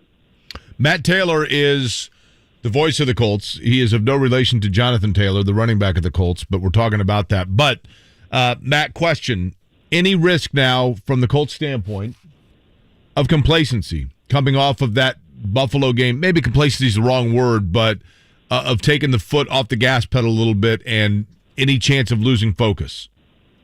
No, I mean, I don't think so. I mean, yeah, you've got one win, but the narrative on the Colts going into the game was they're not good enough. They can't beat playoff teams from last year. They were 0 for their last 8 before Sunday. I don't think that goes away with just one game, with one performance. I know it was a dominating performance on the road, but still I think that's there. I still think that's in the back of guys' minds. And I think it's actually a good thing that you beat Buffalo and you sort of get that monkey off your back, and now psychologically you're feeling good. And, the human nature, the human tendency is to kind of let down a little bit and kind of rest on your laurels. I think it's good that now you come home and you play the defending Super Bowl champs, and you do have Tom Brady coming in and Bruce Arians and those storylines to kind of reset your focus and put you on alert a little bit more. Hey, we're going to find out coming up on Sunday. I think the mindset is, hey, we're going to find out if last Sunday was a fluke or not, because now you have to go back on Sunday and you have to back it up. Now you have to, prove it again against a really good football team. So, no, I think it's actually going to work in the Colts' favor in that regard, coming home playing the Super Bowl champs and getting them focused. And I know it's a short week. It's a unique week with the holiday and all that stuff. And obviously, Tampa Bay's on a short week, having played last night. And I think that works in the Colts' favor as well from a game plan standpoint, from a schematic standpoint, and rest. But no, I think the Colts are coming into this game, I think, just as focused going into this contest as they were last week, knowing that, hey, still the people around the country and, the NFL pundits still kind of think we're pretenders. It's another chance to go back on the field and validate what they did last Sunday in Buffalo. Yeah, and obviously this is one you've had circled since May. So, it's not like you've got, Jacoby Brissett's Dolphins or Josh Johnson's Jets on the schedule. Right. Matt Taylor, voice of the Colts, with us. Halftime on Sunday, Mayte, Robert Mathis into the Colts Ring of Honor. To me, I think the favorite Mathis moment of his time in Indy is pretty obvious, but I guess I'll throw that to you. And what would you say is your favorite Mathis moment? Yeah. I think you and I are the same. I think we're putting our heads together on this one. It's got to be the Manning strip sack, at home in 2013 for the touchdown. That was, I always say there are two moments or two games where Lucas Oil Stadium was just insane, and I was on the sideline for both of them. The 2013 comeback, I guess they happened in the same year. 2013 comeback in the playoffs against the Chiefs when they're down 28 points and win that football game. And then that moment right there where Robert Mathis, for all of those years in practice, how many practices, a million practices, seeing Peyton Manning in the red jersey, and you can't hit 18, and 18 is in bubble wrap because, rightfully so, he's the face of the franchise.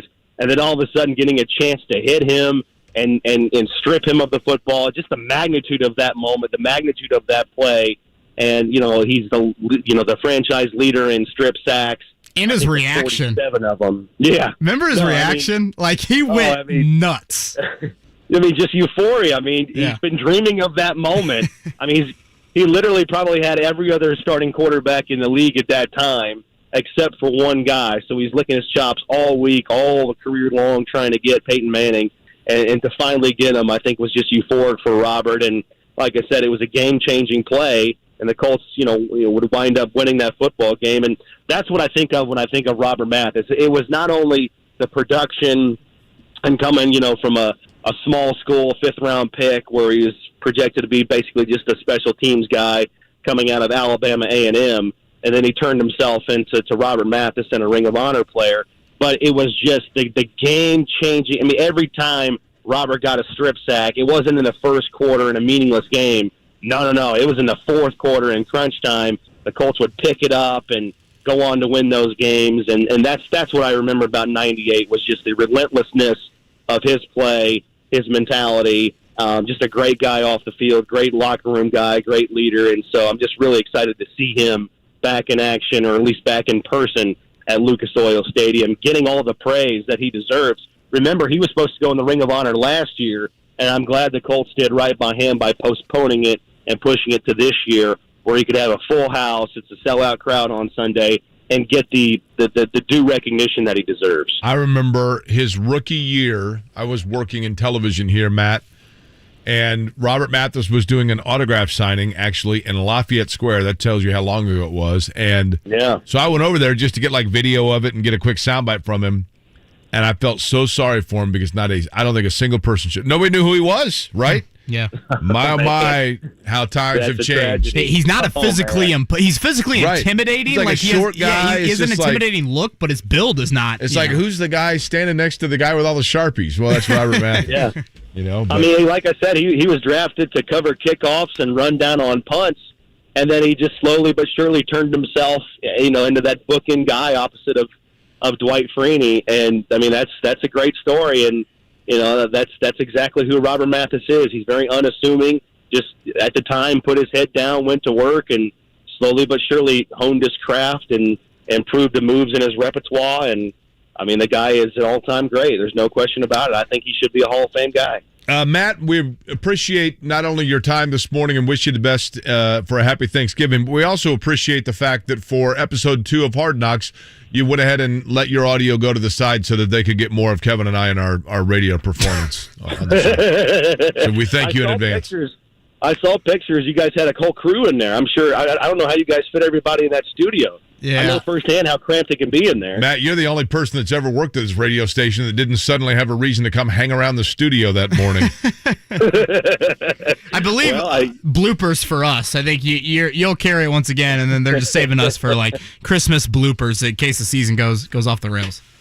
No, you guys are stars of the show. I can't wait to see your faces, your 5 a.m. faces in the That's studio, right. Taking calls on Hard Knocks. It's going to be beautiful. Matt, enjoy the call. Colts and Bucs coming up on Sunday, and have a good Thanksgiving, all right? Happy Thanksgiving, Matt. Happy Thanksgiving to you guys, too. I appreciate you. I'll talk to you next week. All right, Matt Taylor, the voice of the Colts. Time now for a Big O Tire Sports Center update. The Sports Center update on 93.5 and 107.5 The Fan is presented by Big O Tires, the team you trust. Jake, that's an off-season debate to have, but in my opinion, Robert Mathis more deserving of the Hall of Fame than Dwight Freeney. Mic on. It's interesting. I mean, it's Boardwalk and Park Place for sure. You're right. You can debate it until the cows come home. Yeah. I think that Mathis, I will say this. I think once Freeney left, Mathis really did a lot to cement himself by showing that he was not just the complement accentuation that things were made available to him because of Freeney on the other side. And the artwork of the strip sack. Like, that play is just, such a massive play, and no one did it better than number 98. All right, besides that, on Sunday, it's obviously a big one inside of Lucas Oil Stadium. Pretty healthy injury situation for the Colts exiting Sunday's big win in Buffalo, but Frank Reich did talk about Quentin Nelson's aggravation of his ankle injury and just kind of the balance of that down the stretch. Yeah, and those kind of conversations it's in concert with the player, with someone like Quentin and the trainers and the doctors. And, at some point, does it make sense to do that, to try to get ahead of it? Or can we just keep managing it like it is? And that's the gray of the injury. We just have to take that day to day, week by week, to see if that discussion is ever worthy of having. Would you sit him, Jake, for a week or two? At this time of year, if you feel that you can adequately, let's say, get 70% by his replacement. Which I do think Chris Reed has given you that. I would agree. I think Chris Reed has been a nice player for him. With the bye coming up, why not, right? But, you could sit him and always bring him back if it's totally disastrous. Yeah.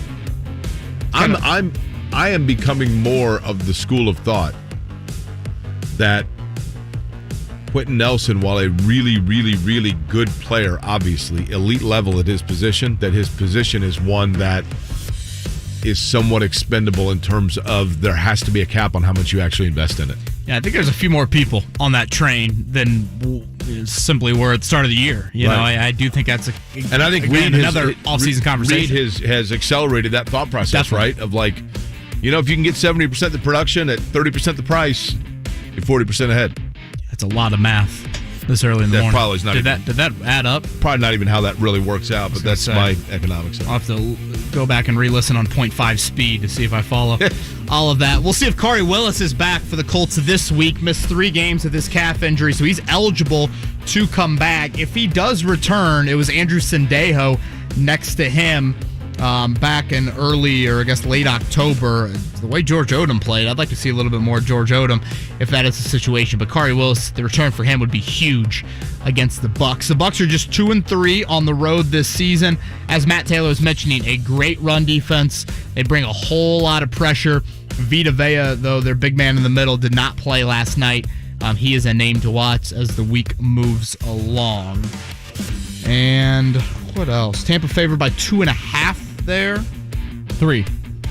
Up to 3, excuse me. Up to 3 Still there. That still, to me, is surprising. We'll see if that gets bet down closer to pick 'em. I think the Colts should be favored.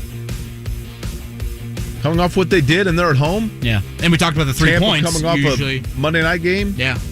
It was 2.5 before last night. So even before, I don't think last night actually shifted the line too much. All right, the Pacers, one of the more impressive wins of the season last night. They moved to 8-11 on the year, their third road win of the year, 109-77. Rick Carlisle afterwards on the keys to victory over one of the better teams in the East. You know, we caught them on a back-to-back, which helped. We kept turnovers down the whole game. And they're missing a couple of guys, which helped too. But we played a good game, and we did the things that we needed to do to give ourselves a good chance at this. So happy for our guys. Road wins have been hard to come by, but this one was earned and much needed.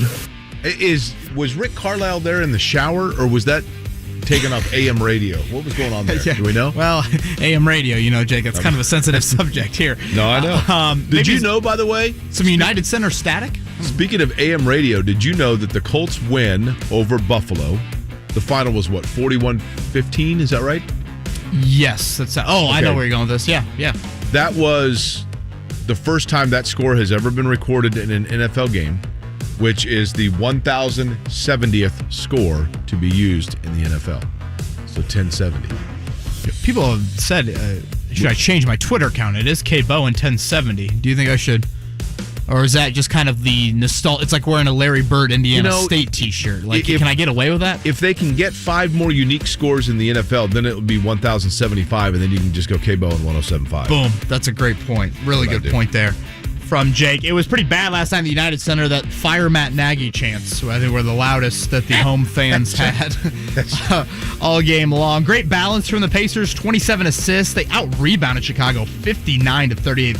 The rebounding's been really consistent, honestly, through the first 19 games of the year.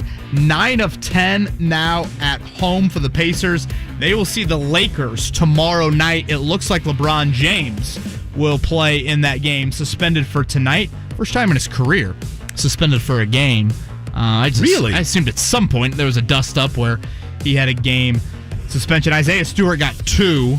Well, that seems unfair. He got a bloody mouth and a 2-game suspension. Granted, he did try to, he basically went Michael Olowokandi at Tiki Bob's, right? Oh, yeah. All but tore his shirt off. Did you see there's some video of a fan kind of running near the court, and a police officer stopped the fan, literally, as the fan is getting ready to run on the court the other night from that police officer stopping fans seems to be a new feature. Yes, with the it's not always been in the Detroit security team's That's right. 101 class to start the year, but it looks like LeBron will play tomorrow night. The Lakers do play tonight. That's a nationally televised game at Madison Square Garden, so LeBron missing a big one tonight. And I look at it, Jake. Remember the Pacers caught the break with Nikola Jokic? And that one, I think it all kind of evens out. I know a lot of Pacers fans are like, we can't catch a break with any of this. You caught it with Jokic. With Jokic, it didn't pay off, though, right? Fair. Yeah. But, they didn't take advantage, right? Yeah, you did have the break. You just didn't, I guess technically, you didn't catch. The Pacers got a gift card and forgot the PIN number. Yes. Yeah. There you go there. Bucket game, 3:30 Saturday, 15-point spread. Speaking of spreads, you surprised at all about that amount? Purdue favored, obviously. Nah, because Indiana's mailed it in. Indiana's going to have a difficult time with Thanksgiving dinner because clearly it's a team with no guts. Oh, wow. Thank you very much. Was that good? I can't tell if that. Mark, was that a good one? I don't know. Yeah, I don't know. Jake's smiling like he I'm just saying, he was proud of that one. Indiana has mailed in the season. Oh, boy, he's going to do another one. No, it's just between the transfer portal and some players that have committed, it's going to be potentially, maybe not, but there is the potential for it to be a tumultuous 3 months here for Indiana football. In reference to Tom Allen's future or No. important? Tom Allen ain't going anywhere. Are you kidding me? Right. I just wanted to make clear. If I'm Tom Allen, You're referencing coordinators potentially? Well, I'm just first off, players. Yeah. Tom Allen, they gave it $30 million. He's got the 4th highest buyout in college football. He's not going anywhere. IU and Vanderbilt, the 2 Power 5 programs yet to beat a Power 5 team this season. Purdue looking to go 8-4 for the first time since 2007 and solidify a really nice bowl berth for Jeff Brom's Boilermakers. Notre Dame's got Stanford. They are a 17-point favorite. That's 8 o'clock from Palo Alto. Really poor Stanford team, albeit they did beat Oregon earlier this year. 5 straight 10-win seasons for Notre Dame. Never been done in program history. Really? That surprises me. Yeah. Although I guess they didn't necessarily play 12 games back. I do think this is Brian Kelly's finest coaching job. I mean, they've won with a lot of different quarterbacks. They've had some big-time injuries. Their best defensive players missed half the year. I do think, Jake, it'll be interesting tonight, these college football rankings.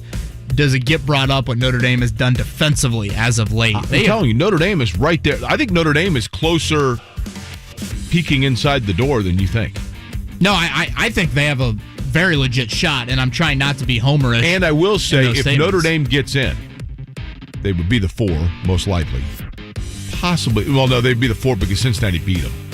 If Notre Dame gets in as the 4 and plays Georgia, it will be a closer game than the typical Notre Dame performances in the playoffs. You know, I was just happy last year that Notre Dame played a closer game against Alabama than Ohio State did in the title game. We need small victories when Notre Dame gets in the playoffs. Very small. Isn't part of that Alabama just kind of was preparing themselves for the championship game? That's semantics, Jake.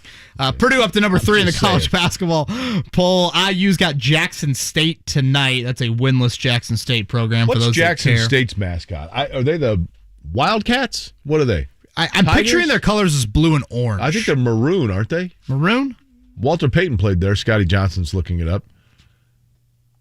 They lost to California Baptist by 13. They're like some sort of a cat, right? Tiger sounds right. Tigers or... Tigers, I think. Is it Tigers? Is that the most common nickname? Bulldogs isn't it? Is it? Butler lost 70-52 to Houston. Of Bulldogs. It was ugly. Wavy Dave, the Tiger. Wavy Dave? What color, Mark? Just a tiger in a Jackson State jersey. No, I mean what colors? Oh, navy. Navy. Yeah. Mm-hmm. Butler's down 17-0. Why do we know? Why is he Wavy Davy? Does that mean because he's waving all the time, or is this like sounds like a Ben and Jerry's flavor? I don't know. State finals. Can we find out? I'm gonna do a deep Wavy dive Davy? over Thanksgiving. I'll get back to you Monday. Can't wait for tomorrow's show. A quick rundown of the state finals. The home team listed first here. That will mean dark colored jersey for, or I guess I should just say colored jersey for any of these home teams. Lutheran Adams Central 1A, Mater Dei Andrean in 2A, Gibson Southern Burbuff 3A, Northridge and Mount Vernon 4A, and then a couple rematches 5A and 6A, Cathedral Zionsville and Center Grove and Westfield. By the way, Wavy Davy Chambers, a 1988 Jackson State grad, stated in an interview that he was incredible. He was a popular mascot, and I think he just did. I don't know how he came up with the name Wavy, though. That's what I want to know. Q says red and navy for Jackson State's colors. By the way, the music stopped 4 minutes ago. That typically means that we need to shut up and probably go to break. And Scott Johnson's here, which means that the pop quiz Have is you looked next, at it yet? Yeah, one of the questions is about the origin of Wavy Davy. We're all screwed. 317-239-1070. Sports Center updates on the Fan are brought to you by Big O Tires. Black Friday savings are here. Buy 3, get 1 free on Mesa tires. Save $100 instantly on Cooper tires and $140 instantly on Michelin tires. Big O Tires, the team you trust. Join us on The Fan and listen to Jason Hammer on You Bet with Bet Rivers, 7 to 8 p.m. on Thursdays, where you can get all the betting advice you would ever need. Paychex is hiring client service reps. Receive award-winning training, competitive compensation, and benefits advancement opportunities. Apply today at paychex.com/careers. That's PAYCHEX.com/careers. Hey, it's JMV at Ray's Trash Service. They're all about protecting the environment while bringing cost savings to you. Natural resources are going up in price, and landfill space is disappearing. So Ray's is committed to preserving the Hoosier environment and serving Central Indiana with efficient, cost-effective, and responsible waste removal and recycling solutions. They're one of the largest recyclers in the state of Indiana with customer rebates on paper, cardboard, and so much more. Visit raystrash.com to see how they can bring recycling solutions to your organization. This holiday at Metro by T-Mobile, the big 5G upgrade just got better because now Metro has the largest selection of free 5G phones in prepaid, like the Samsung Galaxy 5G. And Metro gives you 1 line of unlimited 5G data for just $25 a month, with 5G included at no extra cost. So you'll be able to stream, snap, upload, and share the holiday cheer all season. Ring in the holidays with the big 5G upgrade from Metro. Get unlimited 5G and a brand new 5G phone when you switch and trade in. More choices on free 5G phones, more savings, and more 5G coverage at no extra cost. All with the power of the T-Mobile 5G network. That's how you get more for the holidays. Only at Metro. After 24 months, $25 price may increase. Limited time in store only. No tethering. Unlimited on network only. Required port from eligible carrier if congested. Data users greater than 35 gigabytes per month. Notice lower speeds, and Metro customers notice lower speeds versus T-Mobile due to deprioritization. Video at 480p. See store for details. Are you one of the millions of homeowners who haven't refinanced yet? If so, I'm here to tell you it's not too late. Hi, I'm Wesley Hogan with Westland Financial. Although the lowest rates may be in our rearview mirror, as the economy recovers from the biggest economic shock of our lifetime, rates still remain near historic lows. In fact, with the dramatic increase in home values, this may be the perfect time to put that new home equity to work. Take advantage of our cash out refi program and pay off high-rate credit cards, car loans, or other high-interest rate debt. Or finally make those home improvements you put on hold for so long. Best of all, we can do this with no closing costs. That's right, whether it's a conventional, FHA, or VA loan, we'll pay for your title, settlement, lender, and recording fees. So call Westland at 888-455-3669. That's 888-455-3669. It's the biggest no-brainer in the history of mankind. 888-455-3669. NMLS number 3304. Not all loans apply. Equal housing lender. Spectrum Mobile is reinventing wireless again. Get unlimited on 2+ lines for $29.99 a month per line. No contracts, no added taxes or fees. Includes nationwide 5G. Save up to 60% with Spectrum Mobile. Get unlimited on 2+ lines for $29.99 a month. Call 855-438-2999 or visit a store near you. Offer valid for new customers on 2+ unlimited lines. Spectrum Internet required. Savings based on 2-line comparison of unlimited plans among major national carriers as of 9/20/21. Prepaid excluded. Restrictions apply. This weekend, we welcome Peyton's old buddy back to town. And speaking of rivals, my good friend Tom Brady is here tonight. By the time he is inducted, don't miss your chance to boo Brady. And yes, we'll be checking the footballs. When I pick those balls out, to me, they're perfect. I don't want anyone touching the balls after that. The Colts welcome the defending Super Bowl champion Tampa Bay Buccaneers to town Sunday. Our pregame starts with JMV at 9 o'clock. Matt Taylor with the kickoff at 1. Your home for Colts football is 93.5 and 107.5. The Fan. Have you studied? Can you handle the pressure? Sharpen your pencils. It's time for the Pop Quiz with Kevin and Query. Brought to you by Jiffy Lube, Indiana's favorite oil change since 1985. Yeah, I think his Pop Quiz got a little Thanksgiving girth to it, Scotty J. This is, I think it's difficult. Wavy Davy used to ride a unicycle. There's no Wavy Davy on the Pop Quiz, just to clarify for those. I think Wavy Davy was a kid, a student that became the mascot, and his name was Dave, and so his personal nickname was Wavy Davy. He became the mascot, and so then that became the permanent name of the mascot at Jackson State. Just to put a bow tie on that topic. The validity of that? It's on their website. You got number, Jake, 1 through 8. I will go with, actually, number 8, because Wavy Davy graduated in 88. Mark, who we got? Rick. Hey, guys. Good morning, Rick. Happy Thanksgiving. Hey, back to you, but it's great to hear Jake back on. My man, Rick, how are you, man? Long time no talk. How are your Yankees doing? You're the Yankee fan, right? Yes, I am indeed, but more importantly, I loved serving you as a young boy in my restaurants. But, man, your restaurants were the best. You made the best cherry cokes at Schultz's restaurant. It was Schultz's, right? Up at Glendale, right? Absolutely. I morphed it. I owned Tin Star. I bought it from the guy who started in '68, and I bought it when I was 20, and I turned it all into Schultz's, yes. Now, where is Schultz's in Glendale? Yeah, it's no longer there, but it was was that the location that was formerly the Magic Pan? Is that right, Rick? Yes, it is. You're spot on as always, Jake. It was on the east side of Glendale. Gotcha. Well, here comes all the hints in the world to you, Rick. Absolutely. That's right, Rick. Rick, I'll go ahead and fire you off right away here with question number one. Last night in Monday Night Football's Tampa Bay Buccaneers, when Mike Evans became the all-time touchdown leader in Bucs history, what former Purdue Boilermaker did he surpass? James Wilder, Mike Allstott, Kevin House, or Jimmy Giles? Yeah, Allstott.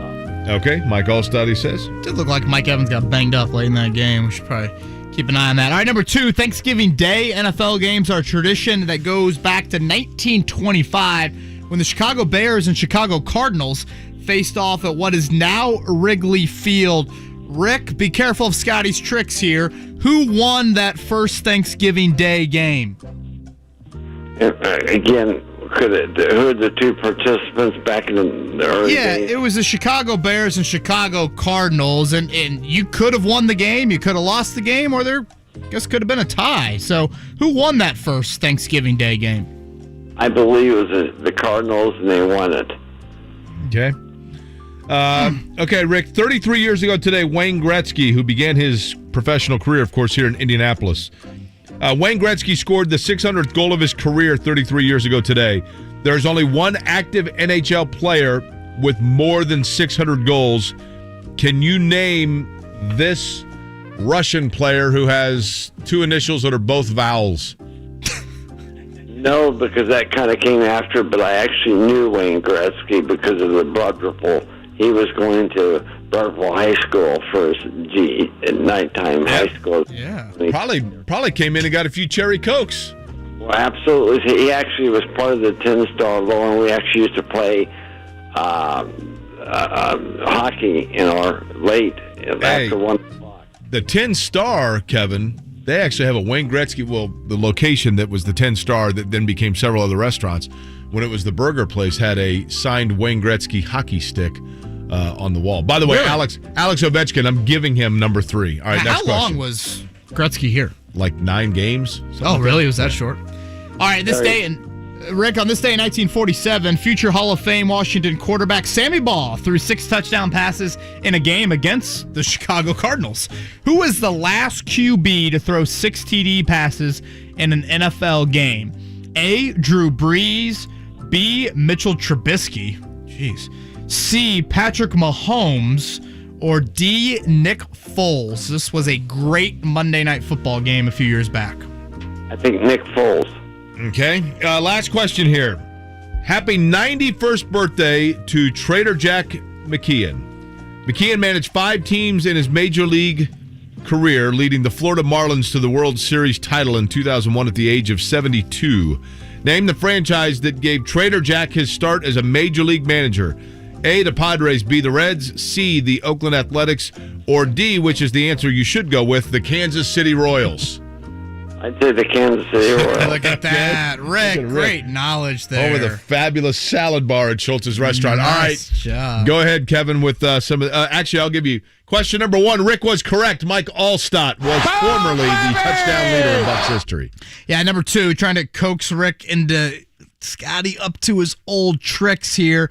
Wrigley Field, 1925, Chicago Bears, Chicago Cardinals faced off the winner. Jake, this could be the Bears and Lions on Thursday. It was a 0-0 tie. Can you imagine? And by the way, that means that Rick had fabulous salad bars, fabulous cherry cokes, the best customer service at Schultz's Restaurant that you could find in the north side of Indianapolis. But unfortunately, he did not have the correct answer on that one. Can you imagine? You don't get to come back tomorrow. You don't even get a lousy copy Anything of our worse home game. You're than a complete loser. Scoreless tie? You lose. Good day. On Thanksgiving Day? You debating Tom Brady's Botox for about 20 more minutes is probably the only thing worse. I'm telling you, the fact that that was news to you was mind-blowing to me. I know that I'm an old guy, but I'm like, wait a minute. When I mentioned that I thought Tom Brady had Botox done, and that was like, you're like, wait, what? And I'm like, yeah, that's like, I think it was a thing. More of just the debate. By the way, Rick sounds like a fellow that I would love to eat in his restaurant. Rick was the best, man. I'm telling you, like, my parents, we would go to Schultz's restaurant. So walk me through this east side of Glendale. By the way, Alex Ovechkin was the correct answer for question number 3. Patrick Mahomes was the quarterback that we were looking for, and the Kansas City Royals was correct. Glendale Mall. Yeah, I'm picturing it. Which was, in the 80s, Kevin, Glendale was Glendale was the first open-air mall in the U.S., and it became the epicenter. It was the initial Simon Mall property group. That was the first one they did, was Glendale Mall. By the mid-'80s, or the early 80s actually, it became basically an enclosed mall that had a galleria, a huge underground part of it. But the east side of the mall, where now if you were to go to the movie theater at the back of Glendale, on the south side, if you were coming from the north and you were driving on Rural, about halfway down on the right-hand side there, it was, again, an enclosed mall. And on one of the wings there on the mall, there used to be a restaurant called the Magic Pan, which was the Magic Pan was like a French, crepes, yeah. When that went out, then Schultz's restaurant came in, and that was Rick's restaurant. And it was a salad bar. Cherry Cokes were great for kids, that kind of thing. Americana food. But we would go, my parents and I, my sisters would go to dinner there, and we'd walk in, and he was the owner of the restaurant that also was seating people and handing out the menus, and he knew everybody's name. Like, you would walk in, and he'd say, "Oh, the Query family, good to see you guys again." And like the second time you went there, it was the most unbelievable. I just don't know, not to be old guy here, but you don't get that a whole lot at a lot of places. Yeah, no, anymore. I would agree. Rick seems like... But it was great. Just in that 5-minute pop quiz, seems like customer service. Totally. Pristine. Swanson's Ice Cream was down on the south side. The Hot Sand Pretzels were fantastic. We're by the glass elevator. You could spend all day at Glendale, man. And the Brass Penguins and the playground, it was the best. It was the best. Isn't there another brass? Isn't there another brass something or other around town? You'd go there, and then when you got older, it was Brass Flamingo, but that's a whole different talk show, right? Gotcha. We'll Yeah. put a bow tie on it mercifully next. Hey, this is Jeff Saturday, and you've heard me talk about More Restoration for years. And yes, it's true, I've used More Restoration on my home 3 separate times for a fire and flooding. I care about my family, and More made me feel confident in using them. Kenny and the team at More have just become a part of First On Site, making them one of the largest restoration companies in Indiana and North America. Same people, same personal customer service, but large enough to handle any loss, any disaster with First On Site. When you need help, call the people Jeff Saturday calls. Call More Restoration, a First On Site company. We've done it again. While other lenders are talking about raising their rates, our expert team at Golden Oak Lending has dropped rates even lower. I'm James Hawkins, president of Golden Oak. With the low rate of 1.875% and home values at all-time highs, you can get more cash out of your home or eliminate pricey mortgage insurance. Call 317-706-GOLD today to get your refinance started within minutes and make no mortgage payments until next year. After all, our team speaks mortgage and loves translating it for customers. We can save you even more money with our 1.875% rate. Plus, you'll never pay up front for your appraisal at Golden Oak. Call 317-706-GOLD today. Golden Oak Landing cured my blues. NMLS 114937, 1.875% fixed, 2.952% APR, FHA 15-year mortgage with 20% equity and approved credit. Alexa, set the smoke setting on my Traeger grill to super smoke. Pat Sullivan here from Sullivan Hardware and Garden and Allisonville Home and Garden by Sullivan. Imagine controlling your Traeger grill by your smartphone or virtual assistant. Your holiday cookout just got a whole lot cooler. Along with Traeger wood-fired grill smart features, use it to grill, smoke, bake, roast, braise, and barbecue. Plus, the hardwood pellets naturally enhance the flavor. And for a limited time, with purchase of your qualifying Traeger grill, receive a gift bundle including grill cover, 2 sauces, 3 rubs, a hat, and a holiday ornament. As a platinum dealer, Sullivan Hardware and Garden offers the widest selection of Traeger products, as well as service and support and cooking classes. Shop, play, experience. Christmas with Sullivan's. 71st and Keystone, 49th and Penn in Cicero, and Allisonville Home and Garden by Sullivan in Fishers. This is how we reinvent banking. Say the money's gone tight in your spending account, but your car needs fixing and you're down and out. Ouch. Who can help with the loan when you're stuck from 100 up to $1,000 With no interest when you auto pay us back, son. One gas starts with H, ends with Huntington. Introducing Standby Cash. Extra cash when you need it. Free when you auto pay it back. Huntington, welcome. Without automatic payments. 12% APR. Eligibility requirements apply. Amount available is based on customer eligibility. Learn more at huntington.com/standbycash. Hi, welcome to IKEA. Hi, I'm hosting the holidays at my house this year, and I'm looking for something green. We've got tons of ways to help you save water, lower your electricity bill, or reduce waste to help you live more sustainably this holiday season. Oh, I was thinking more like green, like a chartreuse or like holly. Ah, well, we have those too. You know what? I'll check out that green stuff first. This year at IKEA, Black Friday is going green. Check out IKEA Green Friday at your local IKEA store or IKEA-USA.com/Green Friday. Hun, have you seen this internet bill? Why'd the price go up? I don't know. Did you change anything? No. Did you? You switched us to those fancy coffee beans. Maybe you're on a roll, making everything more expensive. Did you suddenly inherit money you didn't tell me about? Whoa. If your internet bill is giving you trust issues, you're not a bad partner. You just need a straightforward price. Maybe we switch to decaf. Get AT&T Fiber. Equipment fees are included, and with no price increase at 12 months, there are no surprises. Limited availability in select areas. Visit att.com/faster. The holidays are doubly important this year, so make your celebrations doubly special. At Kroger, we've got a huge selection of high-quality meats on top of fresh, natural produce, like fresh, never-frozen prime-grade beef and our Simple Truth organic Brussels sprouts, or delicious king crab legs with our private selection gourmet potatoes. Whew, had to say that doubly fast. Kroger, fresh for everyone. Celebrate with a grade A frozen Kroger turkey. They're just 49 cents a pound. Limit one with your card and additional $25 purchase. Kroger, fresh for everyone. Hey, JMV, World of Beer later on this afternoon. Mass Ave. Your chance at Pacers tickets. Pacers Bowls recap. Colts Buccaneers preview. World of Beer. Mass Ave today at 3.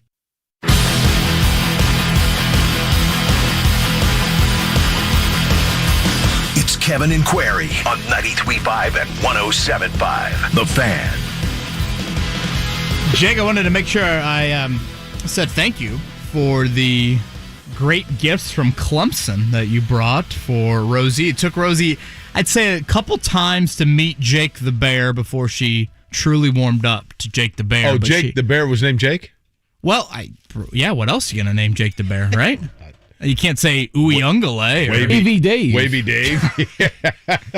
We went with Jake the Bear. Little timid at first, but then eventually had it in her grasp for quite a while. Okay. And my wife thought the dress was extremely cute. So tremendous work there. And was your wife at all turned off is the wrong word, but put out by the fact that it has the Clemson paw on the dress? Well, she doesn't really get like the sports angle of it. You know, like little does she know, like Rosie will probably only wear that if Notre Dame somehow needs Clemson to win a game. So I don't really know when that will ever be. You never know. Like if Notre Dame were to, well, it's not going to happen anytime soon. I'm just going to say if they were to join the ACC and they were in different divisions. Yeah, maybe. Yeah, I don't know. Rosie at that point might be driving a car, so I don't know if that would happen. But she did think that, from a color standpoint, it was a purple dress with the orange paw, and that was a very unique color, she thought, compared to what Rosie has. The orange paw is very subtle on it, at least. It's not like it's a huge thing. By the way, Scotty Johnson pointed out that game that we had just talked about, the Chicago Cardinals and the Chicago Bears, that was scoreless in Thanksgiving of 1925. That was the debut of the Galloping Ghost, Red Grange, who had completed his career at the University of Illinois. Thus, his immediate NFL eligibility. He signed. They played in Wrigley in front of 39,000 people and to a scoreless tie. And that had to be one of the few games where Red Grange did not score a touchdown as a member of the Chicago Bears. Did you watch? Well, you were at the Clemson game, so probably not. But did you see any of the highlights of Purdue Northwestern? I didn't actually. I know Todd Meyer went to it.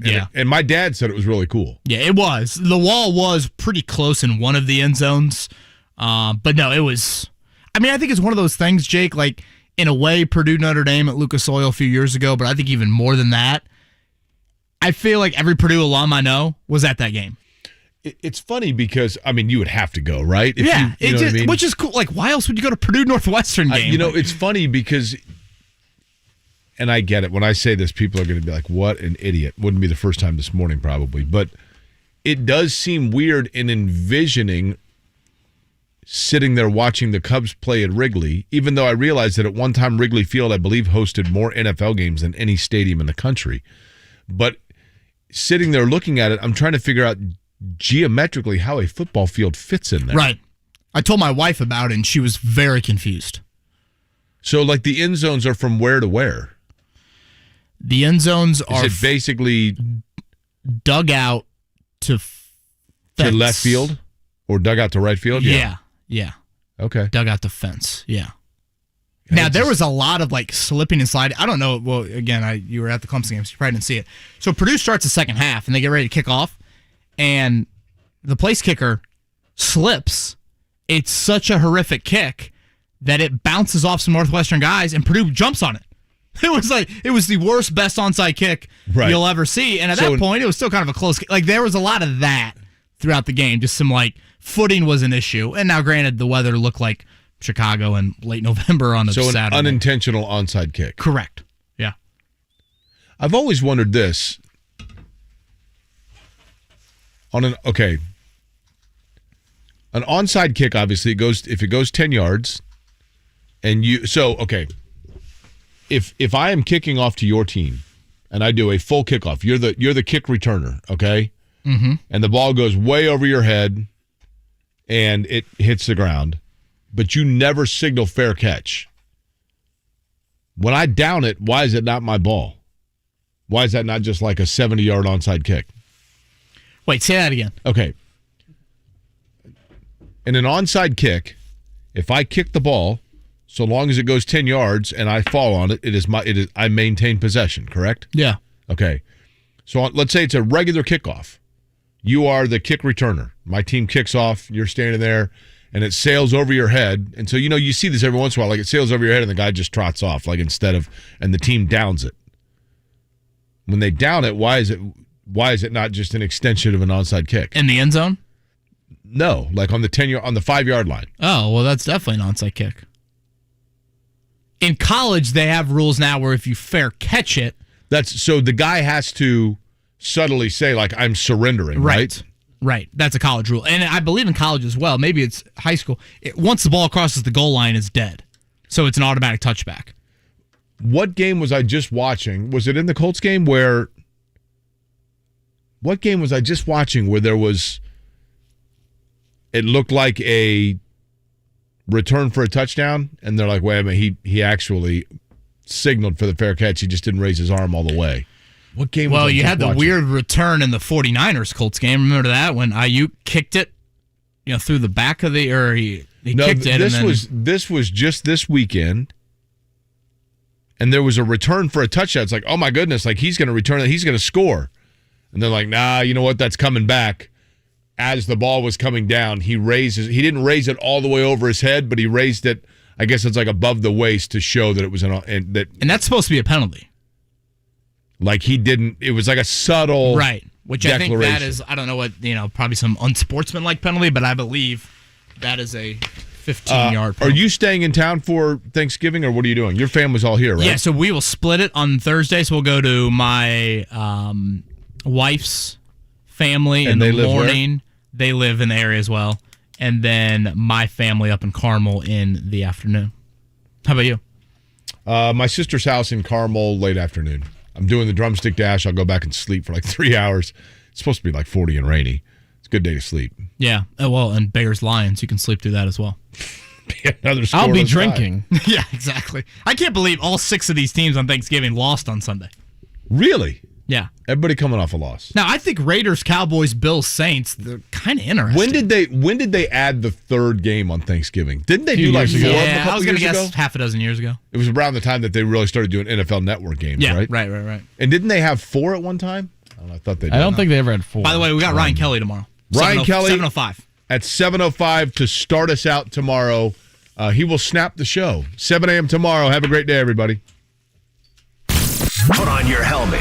It's about to get real. Jason Benetti. I am so sick of undefeated teams getting disrespected by the College Football Playoff Committee. The hardest thing to do in a football season is win all your games. Cincinnati went on the road and beat Notre Dame. If Cincinnati can't get in, nobody's ever getting in from a Group of 5 conference. Ever. What are we doing? Dan Dockage, weekdays noon to 3 on 93.5 and 107.5. The Fan. Hey, it's Big Joe for Big O. Big O Tires. We're now through the 29th of October. Take advantage of huge Black Friday deals like $140 instant savings on Michelin tires, $100 instant savings on Cooper tires, and buy 3 and get 1 free